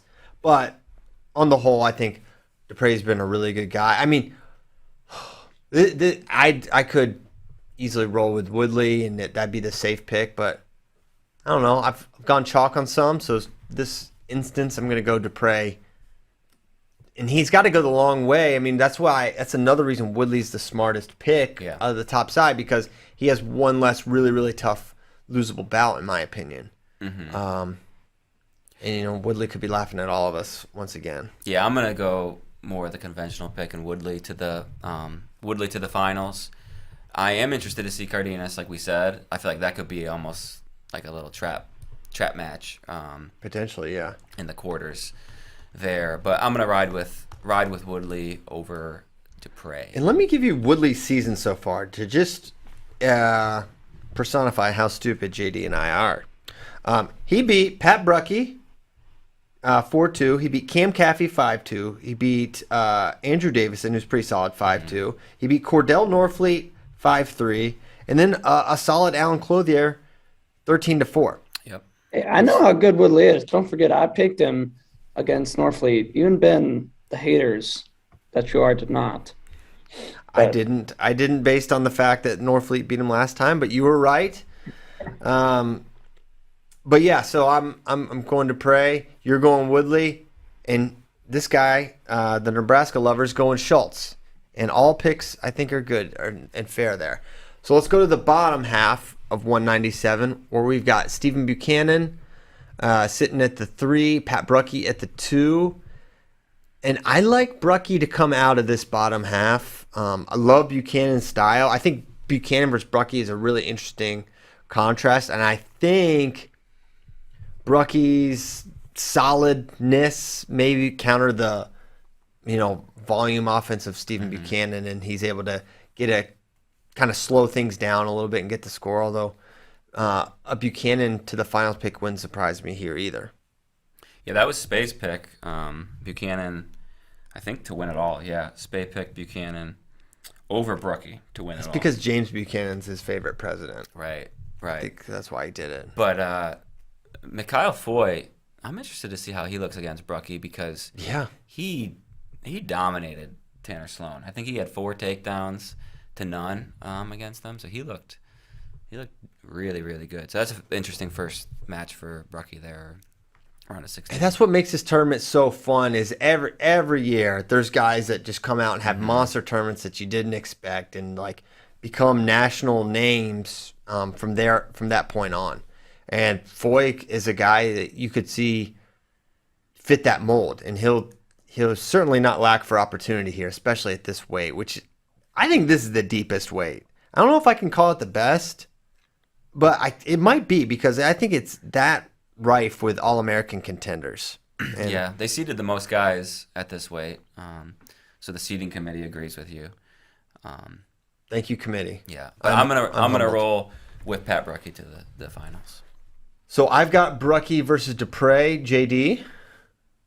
Look, Bruckey, it's a mustache, man. I gotta go with a fellow mustache, and to make the finals, I got Bruckey coming out of the bottom side. Although I will say, not with the utmost confidence. I have significantly more confidence in Bruckey making the finals than Dupre. Yes. Even though I do think the Buchanan match is super losable, and Foy, we don't know, and Tanner Sloan has, he's got some big wins in his career, so it'll be an interesting path for Pat. So let's get to our finals pick. Starting with Kozak, you have Woodley versus Bruckey. Woodley Bruckey rematch of MSU Open finals. 4-2 sudden victory. Sudden victory. I'm gonna go with Bruckey here. Bruckey gonna get revenge. I'm gonna also go with Bruckey over Dupre. I think that's a slugfest, just hard hand fighting, one attack kind of thing. I don't think Dupre can ride Bruckey. I think Dupre is really, really good on top, and I think it's going to serve him well at this weight. But I think Bruckey can get away, and then I think it's a 3-2 type of bout. But I think Bruckey does it. Well, both of y'all are going Bruckey. I cannot. I went with the Husker at 74, roll with them at 84 too, which means one of them will not win. But I'm going Schultz. Schultz is an awesome pick, I think. I think there's no prediction that I would say that makes no sense. I think they all are super justifiable, and that's why 197 is so exciting. And let's go to 285.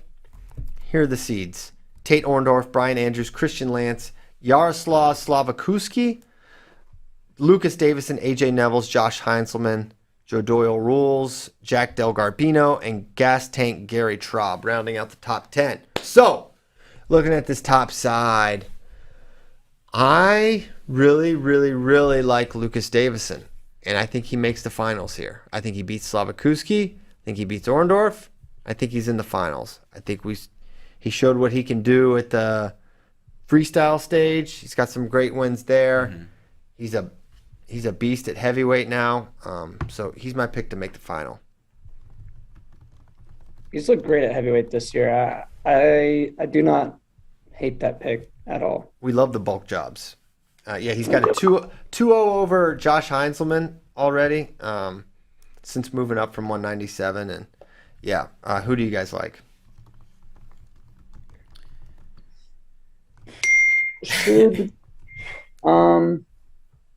I like Davison on the top side too. I mean, this guy beat Tony Cassiope. So the size is, I don't think, going to be a huge issue. It's something he's dealt with. I know it's freestyle, but you know what? Yeah, it's hard. I mean, just because we beat Cassiope in folk style in this bracket. Let's not forget. Well, you go for it. I'm not picking him. Just say, let us not forget. Let us not. Del Garbino did pin Tony Cassiope. Yeah, I don't know. It's tough because I know Slavakuski's solid too. I'm interested to see that matchup with Davison. And then you got Orndorff up there, who's the only All-American in this bracket. True. Right? Mm-hmm. So I don't know. I think I'm gonna go safe pick Orndorff, but I don't feel good about it. I don't think there's any safety there at all. I think you're in serious danger. All right. Bottom half: Christian Lance, AJ Nevels, Heinzelman, Traub, Andrews. Oh man, I don't really feel great about any of these guys because I just think all these guys are pretty dang similar. Mm-hmm. I'll take Traub to get to Andrews, and then fall controversially to Brian Andrews, and then I think Lance makes the final here out of the 3 seed. Why? I don't know. I think he moves really well for a big guy. I think he's can get some counter stuff against Andrews. I don't know. Yeah. Okay. You pick now. He did gut wrench Mason Paris in freestyle. So. He might gut Andrews. Yeah. Okay. All right, someone else go. I don't hate it. I've been rolling with the Huskers the past couple weights. How can you do that after they partied on your Carney boys so hard? They did, especially Christian Lance literally humped a man. It was he humped him straight out of bounds. He did, and you have no choice but to respect that. So he makes the finals. The Raider rules. Yeah. Raider rule, yeah. Respect the hump. You have to respect it. So you've got Lance making the finals? Yes, yeah, I do. Okay. Gosh. Kozak. I don't know. Christian Lance does have a win over Brian Andrews, but golly, you should pick Gaston Garrett. Yeah, I was about to. I'll go with Brian Andrews here to make the finals. Okay. So and then I've got Davison winning over Christian Lance. Too strong, too focused, too energized. Mm-hmm. I think he gets it done. Yeah, give me Orndorff. You got Orndorff over. I don't respect the hump so much. Against Lucas Davison is where I draw the line. Yeah, that's respect it. The hump. Yeah. If he was a camel, that would even make more sense. But he's not. So that should be one of their slogans. Respect the hump. Respect the hump. All right. Well, we went 5 minutes over here, and that's okay. All right.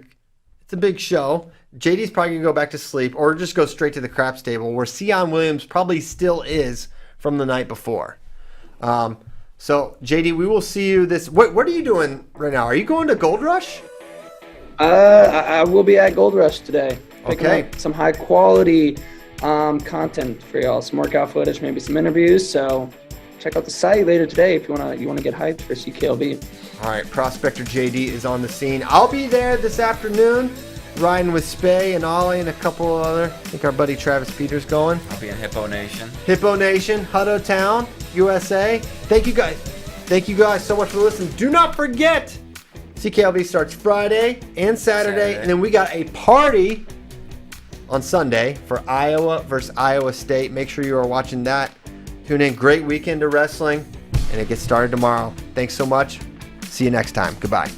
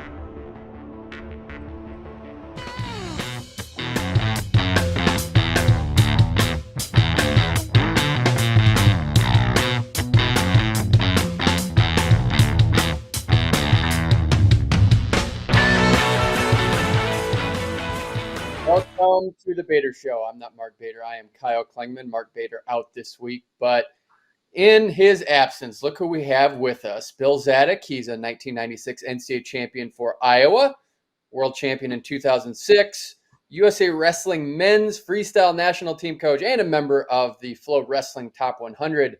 Bill, great shirt and great to see you. Thanks, Kyle. Glad to be here, man. How you doing? I'm doing great, man. And I know from your vantage point, you just lost a coach that went on to Michigan, Kevin Jackson, who I like. Yeah. What are you thinking there? What was the feeling when he left, and thoughts on a replacement? Yeah, that's a tough loss, right? It's really hard to replace a guy like Kevin. Just loads of experience and accolades and accomplishments. But more than that is just his character, his person, that he is, the way he carries himself, his energy, positivity. He really was a tremendous asset to not only our team, but to our staff and to me personally. I just, yeah, ton of love and respect for he and his family, and I hate to see him go, but I of course wish him the best, and I know we'll get a chance to work together. As you know, he's always had a super high level mind and focus on not only NCAA championships but World Olympic championships. And they have some great guys at Michigan, and Kevin's going to no doubt influence them in a real positive way. So we'll get to continue to work together in that role. But yeah, it's a tough loss for us, and big hole to fill, big shoes to fill. But we'll be talking to candidates and people and throughout the winter months and look at getting another guy to fill in there. So yeah, there's some great candidates out there.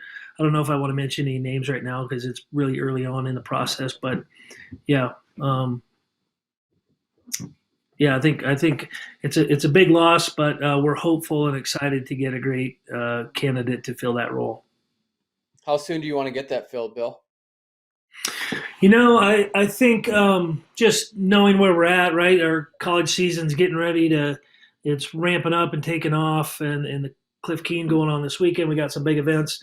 I really think it'd kind of be unfair to take a high potential candidate, most of them obviously being in the collegiate pipe. And I don't know that I certainly wouldn't want to do it. I know Rich Benders, we've talked, we wouldn't want to do that to a college program to, pull the carpet out from under them and have a coach move now. So I think if we can have discussions through the winter months and maybe know who that candidate is in early spring and have them on board sometime, U.S. Open timeframe, late April, May, something like that.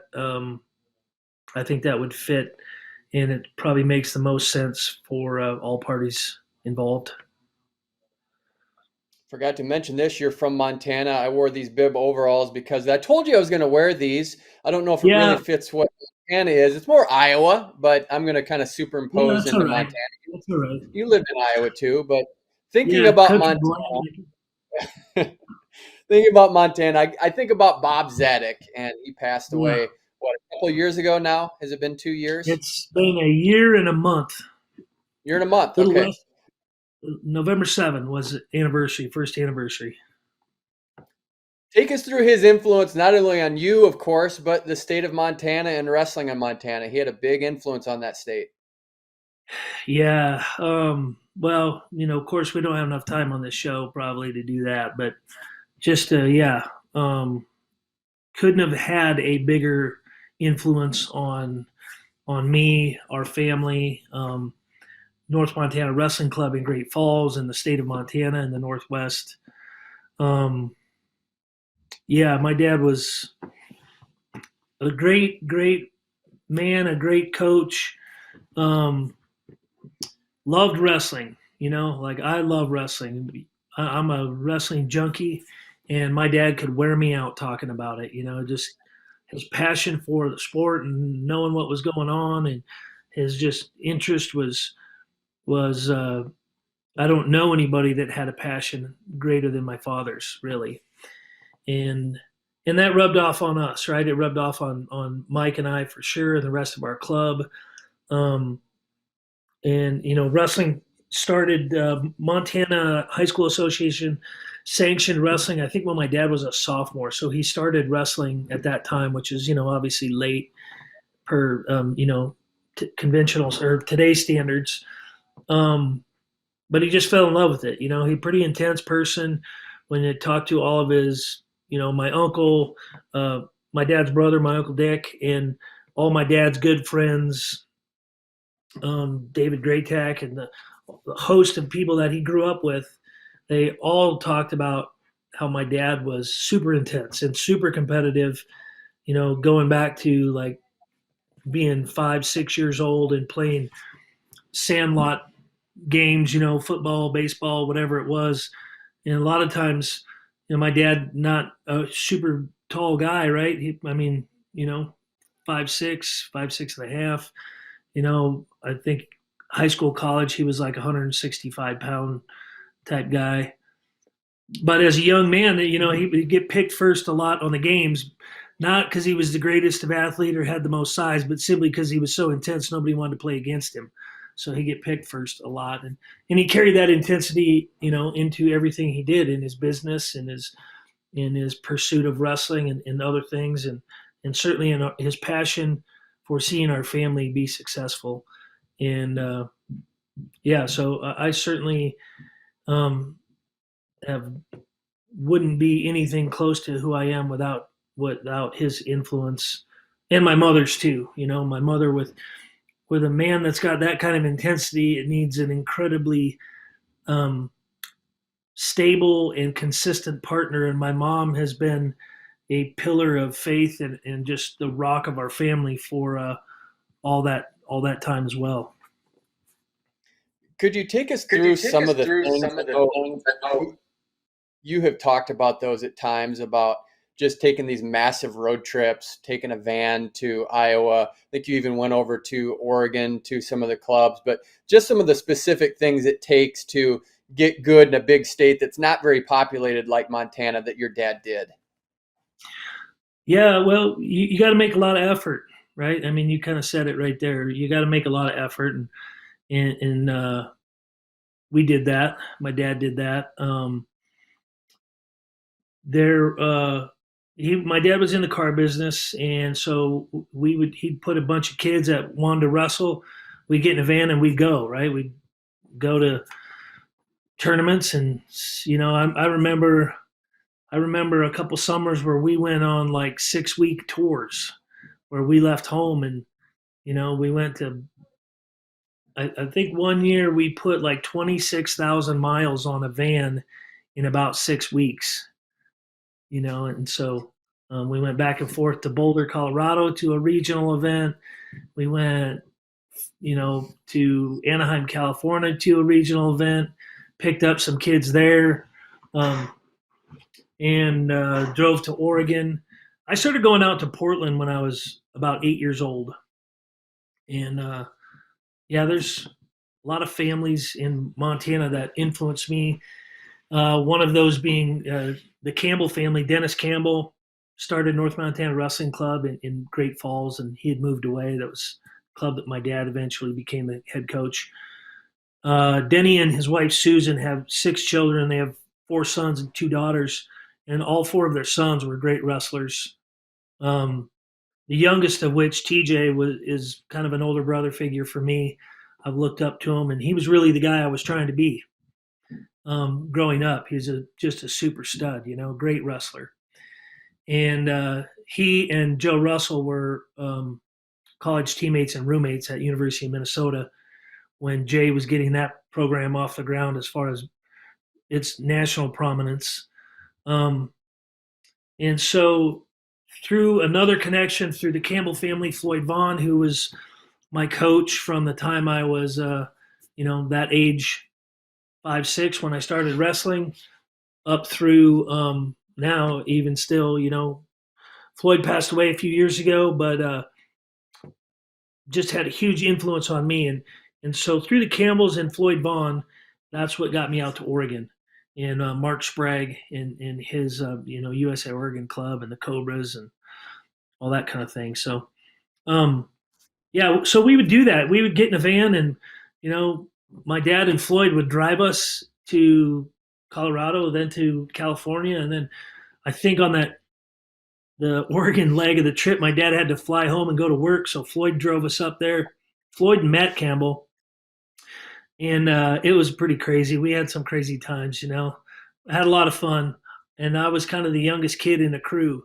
It was TJ Campbell and Justin Abdu, who coaches up at Simon Fraser in BC, who's just an awesome guy, and kind of that same deal, right? We were all kind of like brothers, just a group of like-minded guys that were just crazy about wrestling and like to go around the country and have some fun, and so we drove from Antioch, California, up to Portland, and I think we picked up a guy from California named Anthony Camacho. Camacho was really good, really talented guy. Was a cousin to the boxing, guy Hector Macho Camacho fighter. And so we went up to Portland, and then we were at camp there for like 2 weeks. Of course, camp was super intense, but intense in a super fun way. Mark Sprague is a visionary, right? He was light years, decades ahead of his time. Had a really ingenious business mind. Had never wrestled himself, and that's kind of a whole nother story. But was really innovative in his thinking and his approach to his analytics and technique and creating systems. And he created a great system, really cool uniforms. And he was really the guy that, we all wear Lycra spandex singlets now, or I don't anymore, but all of our athletes, of course. Nobody wants to see me in a singlet anymore, least of all me. But he was a guy that kind of pioneered that. When I was 8 years old, he was the only club in the country that had that kind of a uniform, right? It had a spandex Lycra singlet. Back in those days, you had a low cut spaghetti strap, cotton, one side blue, one side red, reversible singlet, right?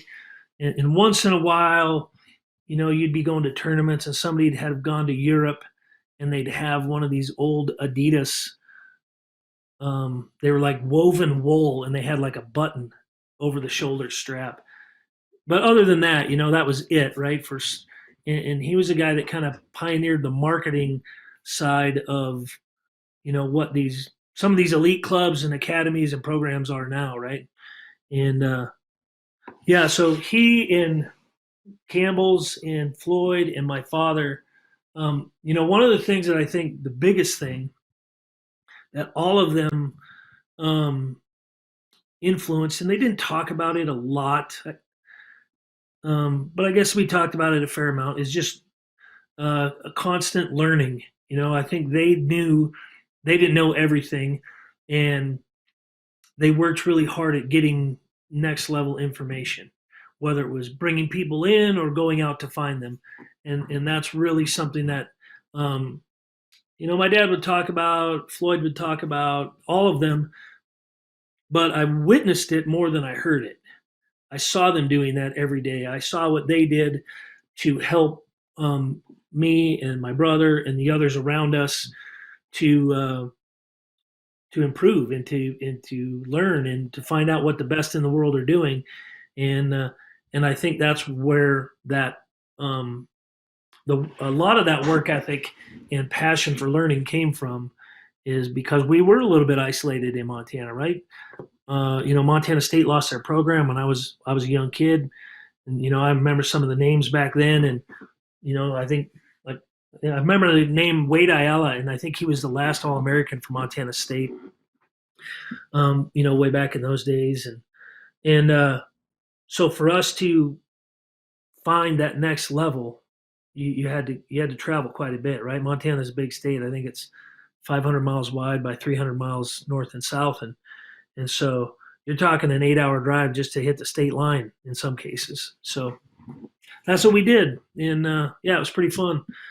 I met Joe Russell, and I was that 8-year-old kid wandering around the room watching the older guys, and Joe Russell was this phenom, and Marky Sprague and Matt Sprague and these other guys, and in that room, I mean, back in those days, I mean, you guys really ought to do an expose on Mark Sprague Sr. because that room back in those days was a who's who of wrestling in the whole country, right? And that camp, Chris Barnes and Kendall Cross and Corey Bays and this Oklahoma connection, and just guys from all over the place. If you were serious about wrestling at some point or another, you floated through that room. And so I started going out there when I was 8, and I went every year until I graduated high school. And I went from going for 2 weeks when I was 8 years old to maybe spending 6 or 8 weeks in Oregon over the course of a year. By the time I was a junior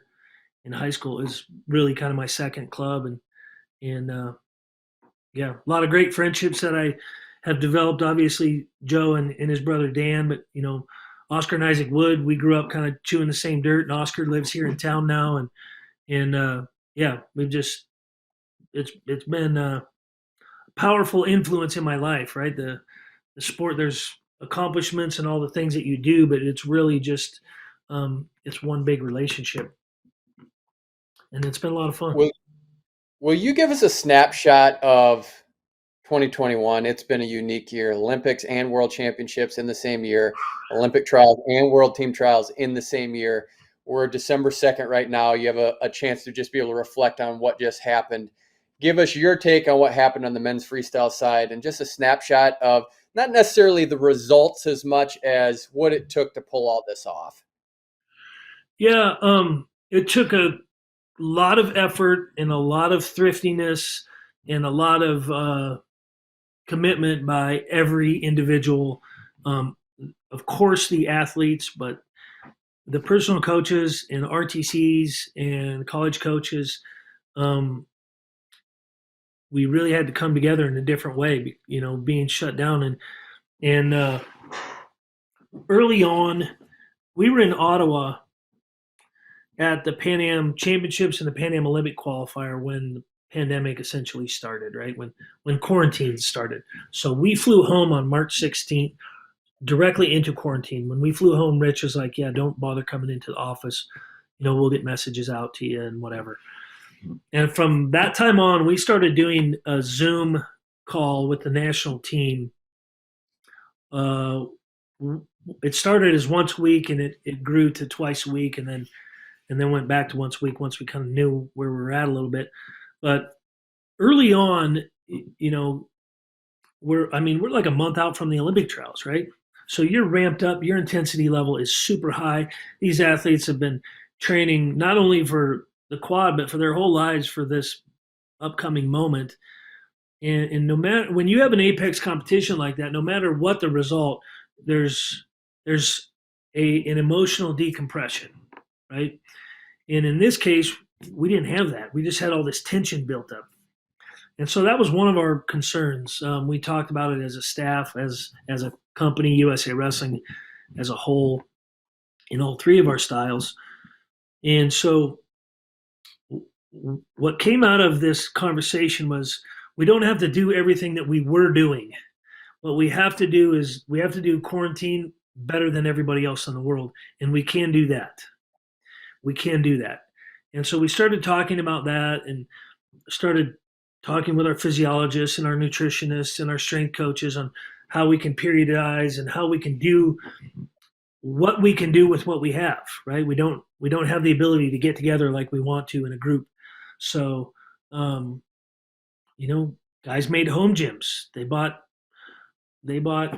strength equipment and cardio equipment, and they were out in the park or out in their backyard shadow wrestling and doing whatever they could do, and got it done and on their own to whatever level they could until we were able to get back together. And then starting in January of 2020, we were able to start having some camps, formal camps, get back together, went to France, competed, had positive experience there, and we're able to take all the safety protocols and move those forward. And it's a new world, you know. We're I think everybody knows it. We're not going back to what it was before this. It's now you're doing all the job that you had to do before, and you have all this added minutia with health and safety protocols, and so I really think that this summer and this our team's performance was kind of a referendum on their determination and how they could get it done. And I, you know, there was a lot of unknowns, right? We didn't have the normal competition season leading up to it that would kind of say, well, we're going to do this. This is a ballpark of where we're going to be. And I know our team and I know the rest of the world, and I have a pretty good idea of where we're at, but there's still a bunch of unknowns because you just haven't seen the rest of the world like you would have liked to. And so, yeah, I guess you asked for a succinct answer in a snapshot, and that's about as snappy as I can give it. But yeah, it was a really fun experience. There was a lot of benefits to the year that were different than a normal Olympic year or World Championship year. Because of the safety protocols, we were much more isolated and focused, and it eliminated some distractions in a lot of ways. Created a lot more of a family atmosphere and team camaraderie, not only amongst our men's freestyle team, which we work on that a lot, but amongst the other styles, we trained together a lot, which we don't always do in a normal year. So we had, you know, we literally had men's and women's practices together, and you know, in our April camps, and then our May June camp in Atlanta. We trained together a couple of times, and we do that often with the Greco guys from position standpoints. But you know, Terry and I sat down and talked about some of the benefits of doing it. You know, off the mat benefits rather than, you know, technical or whatever. And had a good idea that, you know, I think it was going to be a benefit to our teams. And then somewhere in that first training camp we were working together, somebody came up and asked me, "Is this the first time the men's and women team have ever trained together?" And I'm like, you know, I guess so. And I think it was Gary Abbott that actually asked me that. And so we went back and looked at it, and I believe it is. So, you know, there was kind of some history made there, and moving forward with the growth of women's wrestling and just what that brings to the table. Yeah, it was a cool year, and super challenging. But when you see the success that most of our teams had, and you see those athletes draw the reward from the effort they've been making, it makes it super valuable. It's super rewarding and fun to be a part of that. Would you walk us through the thinking and the mentality and the process that was in place with the Olympic trials and the World Team trials? So why not? I'm just offering a different version of what happened. Just say the Olympic trials are going to be the World Team trials. If you make one of those 6 spots, you're going to be on the team, and then have the 4 weights maybe a little bit later, instead of having a World Team trials event 3 weeks before the World Championships. It worked out good for Jordan Burroughs, but he got injured during that. So maybe take us through what the thinking was there, and if there might have been a better solution to that. Well, yeah, I'm always open minded to different possibilities, right? And there's always, you know, more than one way to skin the cat. I think essentially what the thought process is, what you brought up, is to have the Olympians essentially be that, but with the competitiveness of where our program is and where our athletes are, the thinking was, unless there's a minimum standard of what performance is acceptable at the Olympic Games, you could potentially disenfranchise or take an opportunity away from another athlete who's on an upswing, a higher performer, right? And you always from a developmental standpoint, I think we always want to kind of keep the door open for the emerging talent. And so, if somebody were to just get hurt at the Olympic Games, or have COVID, or be set back in a way that they couldn't, that would create some problems for us, right? And so, talking amongst our committees and our staff, we thought this is what would be best, right? So, and the bar is pretty high, right? You had to perform pretty high. You had to win a medal. You couldn't wrestle for a medal. You had to win the medal to actually accept the bid for the World Championships, right? You had to earn that spot. It wasn't like it was handed to you. The individual earned that. And then for the world weights, to have a trials process, the hard part is when do you do that, right? Do you do it in June before we take off for the Olympic Games? That seems a bit early, because then our team's all fractured, right? Some of us are in Tokyo, our coaching staff separated. It just didn't seem as beneficial. And we know that our athletes, where we are currently, we know our athletes are training hard. We know they're focused. We know they're determined. We know that our RTCs are doing a lot of great things. And why not continue that and allow them to be at their best? And just from a periodization standpoint, you either got to have them far enough apart to have a decompression and to ramp up back into that championships, or you need them really close together. And we looked at what some other sports have done, and not only have they done it, but they've done it successfully, and thought, can that apply to us? And we felt like it did. And so that's, and timing, and what we were allotted in the freedom that we had within the schedule, September made the most sense for us.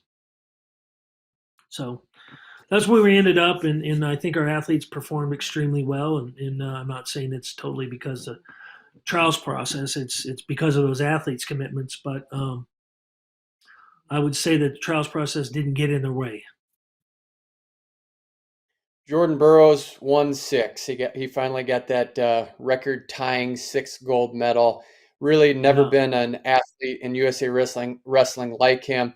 If you would compare Jordan Burroughs and what he's brought to the sport and what you've been around him, and just the buzz that is around him, to Dan Gable, who also had a buzz. I think he came out and recruited you, and there was a friend of yours that was about falling all over himself seeing Gable. So both of them have similar kind of aura, but what's the difference in the aura and how they have influenced the sport?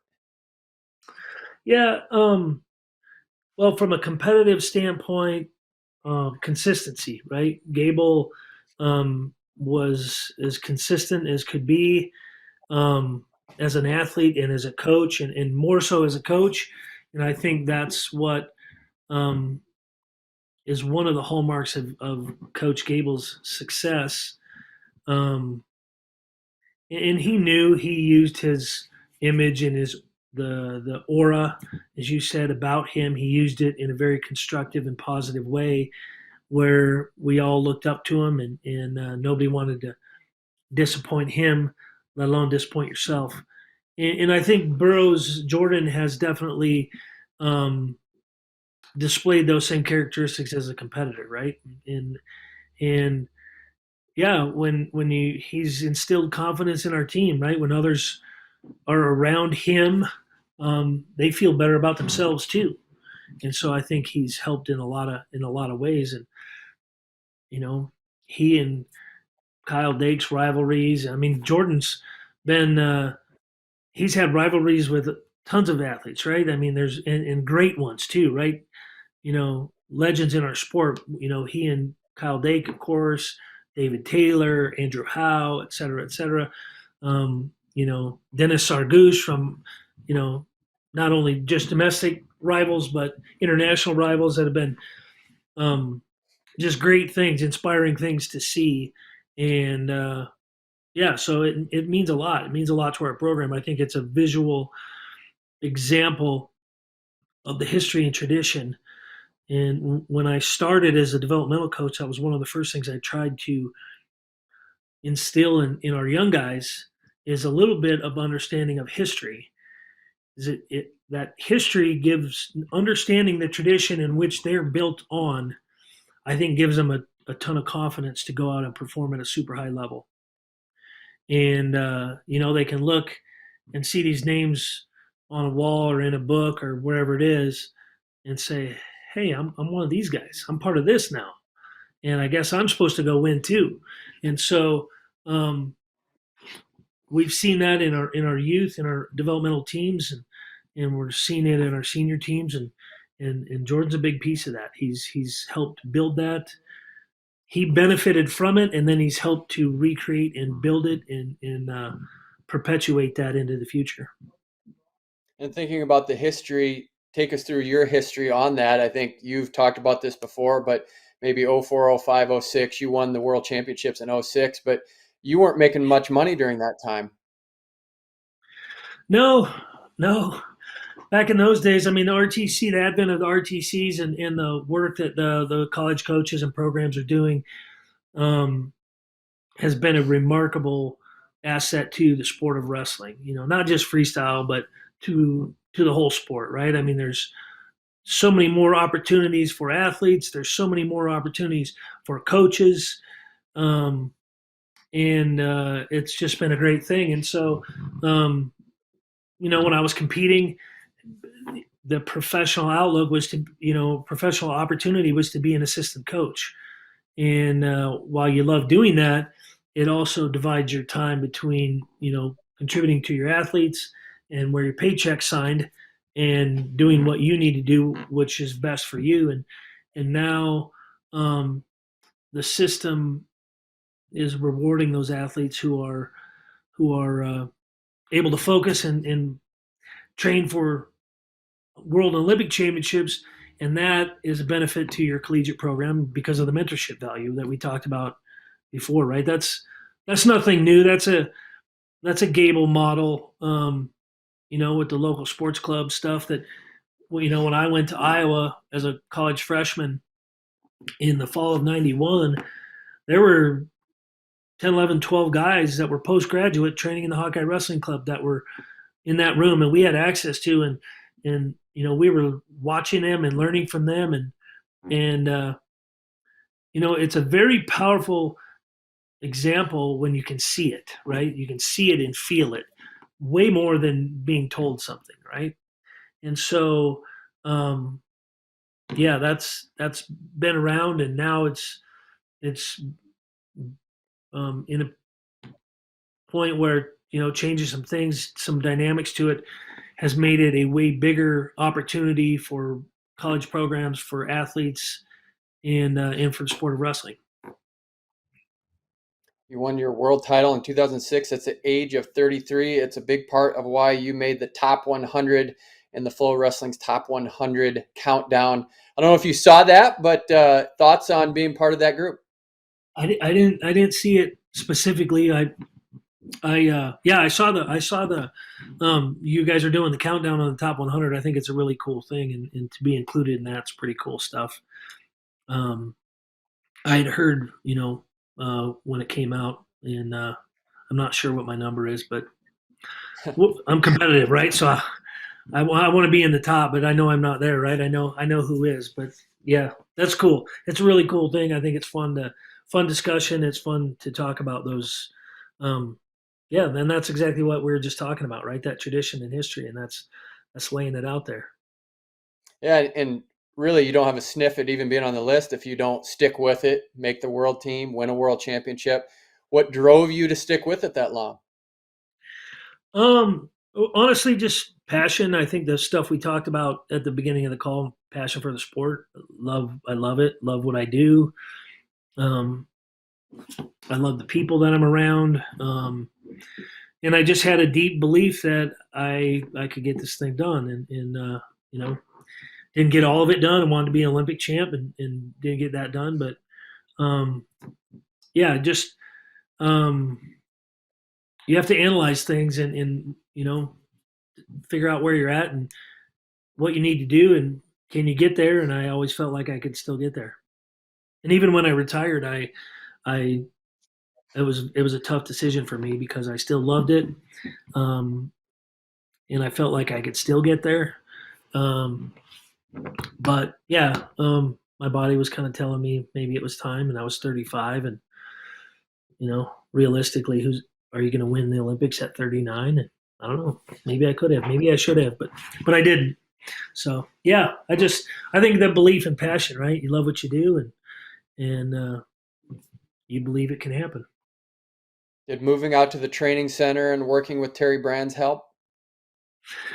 For sure. When I first moved, well, when I left Iowa and moved here, I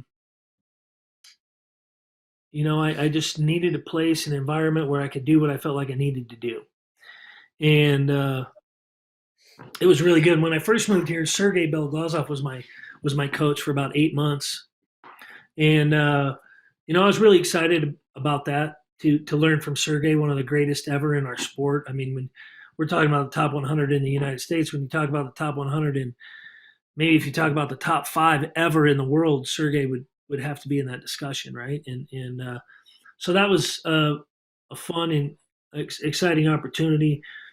And but later on that year, I knew he was moving on, and having relationship with Terry previously, I knew he would come with some intensity and create an environment that was going to be positive and good for helping me accomplish what I wanted to do. And really, what drew me out here was Kevin. He was a national coach at the time, and I looked at some clubs and some assistant coaching jobs around the country, but Kevin just had a tremendous passion, and I knew he wanted me to win, and so I made the move, and it was a good move, positive move for me, and another big influence once I got here, I didn't really realize. I knew he was here, but I didn't realize how big of an impact he would have on me. Is Dave Bennett, Doc Bennett, who's just been the guy's. He's maybe the last modern day Renaissance man. He's just a wealth of knowledge. He's a great friend. He's a great man, and he was a huge influence on me, and obviously others like he brought Henry and Angel out here, and we were all training together at that time, and Doc's just a great guy, and so it was a great environment for me all the way around. Let's end it with this. We have a game we play called Sweat It Out, 5 questions, hoping to make you sweat. Are you ready to play, Bill? I'm ready, man. All right. Number 1, name the only Olympic gold medalist in wrestling that was born in Montana. Kendall Cross. You got it. I'm not even stumping you. You just had it so fast there. What NCAA champion did Kendall? He was born in Miles City, moved when he was 10. Yeah, here you got it. What NCAA champion did Kendall Cross defeat at the 1996 Olympic Games? NCAA champion at the Olympic Games? The Olympic Games, yep. And I can start giving you clues. Abe. Sanchiro Abe. Yep. Sanchiro Abe for Japan. You're one of the same year as you, 96. Who was the last American wrestler to win a medal in the 65-66 kilogram weight class? Yeah, I know that one. I'll let you answer it. I won it. Oh, yeah. Number 4, what Great Falls... we'll get it fixed. What Great Falls, Montana native won 2 Olympic gold medals in rifle? In rifle? Yep. Well, I don't know that one. You got me on that one. Assuming I pronounce his name right, Lones Wigger. Huh. That is not a name I'm familiar with. Okay. But so I'm gonna do some homework on that though, because you would think Great Falls. You probably don't know this, but Great Falls is a pretty good sports town, right? Great football teams, obviously good wrestling programs. Got an NAI wrestling men's and women's program now at Providence. So it's got great sports history. So Todd Kid Foster was a professional boxer, was a Olympic bronze medalist in Seoul. So I'm surprised. I'm surprised that I wouldn't have heard that promoted or talked about growing up. But Loans, Yeah, I'll do some research for you on that. So number 5, name the movie this line is from. Oh, I'll never leave Montana, brother. River runs through it. You got it. Brad 4 out of 5. Yeah. Yep. 4 out of 5. And we'll end with this. You have the final word. Any parting thoughts before we close out the show, Bill? Hey, man, just keep up doing what you're doing. Appreciate you promoting our sport and everything you do for journalism and for the sport of wrestling and for Flow and USA Wrestling. You're awesome, dude. We got to make that trip to Alaska. Don't forget your pears. Yep, I appreciate it. Thanks for that. And he's eating a pear right there. I like that he had that. For Bill Zadick, I'm Kyle Klingman. You have been watching The Bader Show.